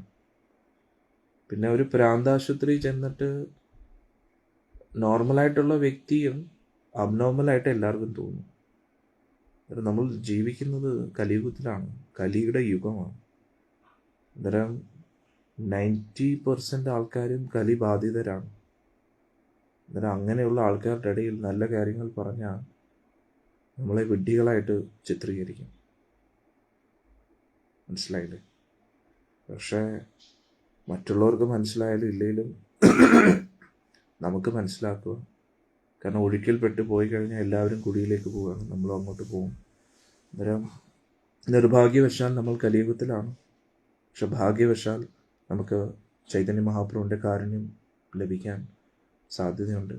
ലഭിച്ചു എന്ന് തന്നെ പറയാം. അതുകൊണ്ടല്ലേ നമുക്ക് ഈ സത്സംഗം ലഭിച്ചത്, എനിക്ക് പറയാനുള്ള അവസരം, നിങ്ങൾക്ക് കേൾക്കാനുള്ള അവസരം. അതുകൊണ്ട് ആ ഭാഗ്യത്തെ മനസ്സിലാക്കി വളരെ ബുദ്ധിപരമായിട്ട് തീരുമാനങ്ങളെടുക്കും. കാരണം നമ്മൾ ജീവിക്കുന്ന കലിയുഗത്തിലാണ്. അതുകൊണ്ട് ഭഗവാനുമായിട്ട് ബന്ധപ്പെട്ട എല്ലാ കാര്യങ്ങൾക്കും എപ്പോഴും എതിർപ്പുണ്ടാവും. കാരണം അത് ഞാൻ പറഞ്ഞില്ലേ, വീണ്ടും പഴയ ഉദാഹരണം പറയുന്ന പോലെ ഒരു ബാധ കയറിയ വ്യക്തിയുടെ നിയന്ത്രിക്കുക എന്ന് പറഞ്ഞാൽ ഡിഫിക്കൽട്ടാണ്. അങ്ങനെ ബാധ കയറിയ ഒരു കൂട്ടം ആൾക്കാരുടെ ഇടയിൽ ജീവിക്കുകയാണെങ്കിൽ എങ്ങനെ ഇരിക്കും? പ്രേതബാധയുള്ള ഒരു കൂട്ടം ആൾക്കാരുടെ ഇടയിൽ ജീവിക്കുകയാണെങ്കിൽ അതെങ്ങനെയായിരിക്കും? വളരെ ഡിഫിക്കൽട്ടല്ലേ? ഒരു പ്രേതത്തെ നിയന്ത്രിക്കാൻ തന്നെ ബുദ്ധിമുട്ട്. അന്നേരം ഇത് കലിയുഗമാണ്. കൂടുതൽ ആൾക്കാരും കലിയുഗ ബാധിതരാണ്, കലിയുഗ ബാധ കയറിയവരാണ്. അവരിൽ നിന്ന് എന്താ നമ്മൾ പ്രതീക്ഷിക്കാൻ പറ്റുന്ന? കലഹവും കാപട്യവും അല്ലാതെ ഒന്നും പ്രതീക്ഷിക്കാൻ കഴിയില്ല. അതുകൊണ്ട് സത്യം പറഞ്ഞാൽ നമ്മളിപ്പോൾ കാണുന്ന കുടുംബാംഗങ്ങൾ നമ്മുടെ യഥാർത്ഥ കുടുംബാംഗങ്ങളല്ല. അവരുടെ ഉള്ളിലെ കലിബാധയാണ് അവരെ കൊണ്ട് സംസാരിക്കുകയും പെരുമാറിപ്പിക്കുകയും ചെയ്യുന്നത്. നമ്മൾ ഈ സത്സംഗത്തിൽ നിന്ന് വന്നതിന് ശേഷം എത്രത്തോളം മാറി, അതേപോലെ അവർക്കും മാറാനുള്ള എല്ലാ സാധ്യതയുണ്ട്. പക്ഷേ ഉള്ളിൽ ആ കലിബാധ ഇരിക്കുന്നിടത്തോളം കാലം അവർക്കൊന്നും കേൾക്കാൻ താല്പര്യമില്ല, ഒന്നും സംസാരിക്കാനും താല്പര്യമില്ല, ഈ ഭക്തി മാർഗത്തിൽ വരാനും താല്പര്യമില്ല. അതുകൊണ്ട് എങ്ങനെയെങ്കിലും ആ കലിയുടെ എനർജിയെ കുറയ്ക്കുക. കലിയുടെ എനർജിയെ കുറയ്ക്കണമെങ്കിൽ മത്സ്യമാംസാദികൾ സ്റ്റോപ്പ് ചെയ്യണം.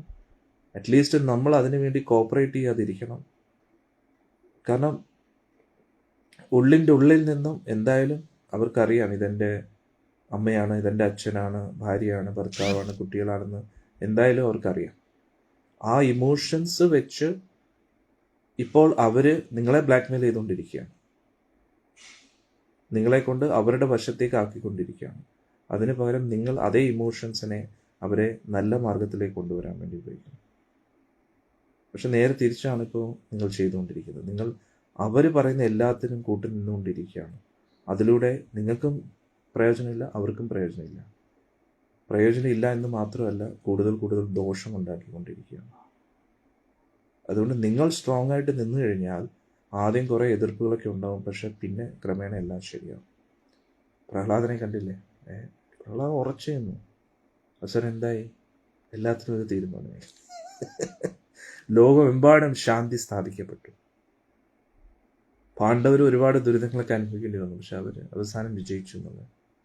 അതേപോലെ സീതാദേവി ഒരുപാട് ദുരിതങ്ങളും ദ്രോഹങ്ങളും അനുഭവിക്കേണ്ടി വന്നു, പക്ഷെ അവസാനം സീതാദേവിയും ജയിച്ചു. അതേപോലെ നമ്മൾ നിൽക്കുന്നത് ധർമ്മത്തിന് വേണ്ടിയാണ്, ന്യായത്തിന് വേണ്ടിയാണ്. അതുകൊണ്ട് ഇതൊരു പോരാട്ടമാണ്, യുദ്ധമാണ്. പക്ഷെ ഒടുവിൽ ജയം നമുക്ക് തന്നെയാണ്. കാരണം നമ്മൾ നിൽക്കുന്നത് ധർമ്മത്തിന് വേണ്ടിയാണ്. ധർമ്മം പുറമേ ആള് കുറവാണ്, അത്രത്തോളം ശക്തമല്ല എന്നൊക്കെ തോന്നും, പക്ഷെ അന്തിമ വിജയം എപ്പോഴും ധർമ്മത്തിനായിരിക്കും. അതുകൊണ്ട് നമ്മൾ പോരാടുന്നത് ധർമ്മത്തിന് വേണ്ടിയാണെന്നുള്ള ഉറച്ച വിശ്വാസം നിങ്ങൾക്ക് വേണം. എന്നിട്ട് ഭക്ത കൂട്ടായ്മയിൽ ഉറച്ചു നിൽക്കുക. അല്ലാതെ ഇന്ന് ഇവിടെ ഇപ്പോൾ നമ്മുടെ ആശ്രമത്തിൽ എന്തെങ്കിലും ഒരു സേവനമുണ്ട്, അന്നേരം ഉടനെ ഞാൻ ഒന്ന് പൊയ്ക്കോട്ടെ. എന്തിനാണ് പോകണ്ടേ? എൻ്റെ ആവശ്യം എന്താ? ഇപ്പം അങ്ങോട്ട് പോയിട്ട് വന്നതല്ലേ ഉള്ളൂ. ആരോടാണ് നമ്മൾ ചോദിക്കുന്നത്? കലിയെടുത്താണ്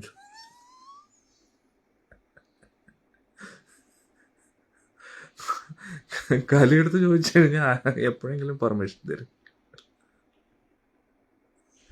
ഇതിന് പകരം നമ്മൾ വേറെ എന്തെങ്കിലും പറയണം. ഞാൻ അവിടെ ഒന്ന് പോയിക്കോട്ടെ, എൻ്റെ അമ്മായിയമ്മയുടെ അടുത്ത് പൊയ്ക്കോട്ടെ, എൻ്റെ ചിറ്റപ്പൻ്റെ അടുത്ത് പൊയ്ക്കോട്ടെ, ആ കൂട്ടുകാരുടെ അടുത്തൊന്നും പൊയ്ക്കോട്ടെ, അവിടെ ഒന്ന് പൊയ്ക്കോട്ടെ. പിന്നെന്താ, മോൻ പോയിട്ട് വരൂ, സന്തോഷമേ ഉള്ളൂ, സമാധാനമായിട്ട് വന്നാൽ മതി കേട്ടോ എന്ന് പറയും. കാരണം എന്താ? കാരണം എന്താ? കാരണം ഭഗവാന്റെ കാര്യത്തിനല്ലല്ലോ പോകുന്നത്. ഭഗവാന്റെ കാര്യത്തിൽ പോകുമ്പോഴാണ് കലിക്ക് പേടി. ഇവർ നന്നായി എന്നെ ഈ വീട്ടിൽ നിന്ന് പുറത്താക്കിയാലോ? അതുകൊണ്ട് വളരെ ഇൻ്റലിജൻ്റ്ലി കളിക്കുക. കാരണം നമ്മുടെ ആൾക്കാരെന്ന് ചിന്തിച്ചാണ് നമ്മൾ കോംപ്രമൈസിലേക്ക് പോകുന്നത്. പക്ഷെ നമ്മൾ മനസ്സിലാക്കുക, യഥാർത്ഥത്തിൽ അവരല്ല ഇത് സംസാരിക്കുന്നത്. അവരുടെ ഉള്ളിലെ ആ കലി ദോഷങ്ങളാണ് സംസാരിക്കുന്നത്. കലി ഒരിക്കലും അനുവദിക്കത്തില്ല ആത്മീയ കാര്യങ്ങൾക്ക് വേണ്ടി. ഓക്കെ, ഇതെല്ലാവരും ഓർത്തിരിക്കുക. വളരെ ഡീപ്പാണ് ഇതൊക്കെ. നമ്മൾ എവിടെയാണ് ഇരിക്കുന്നതെന്ന് മനസ്സിലായെങ്കിൽ ഇതിൽ നിന്ന് കൂരാൻ നമുക്കൊരു താല്പര്യം കാണും, അല്ലേ?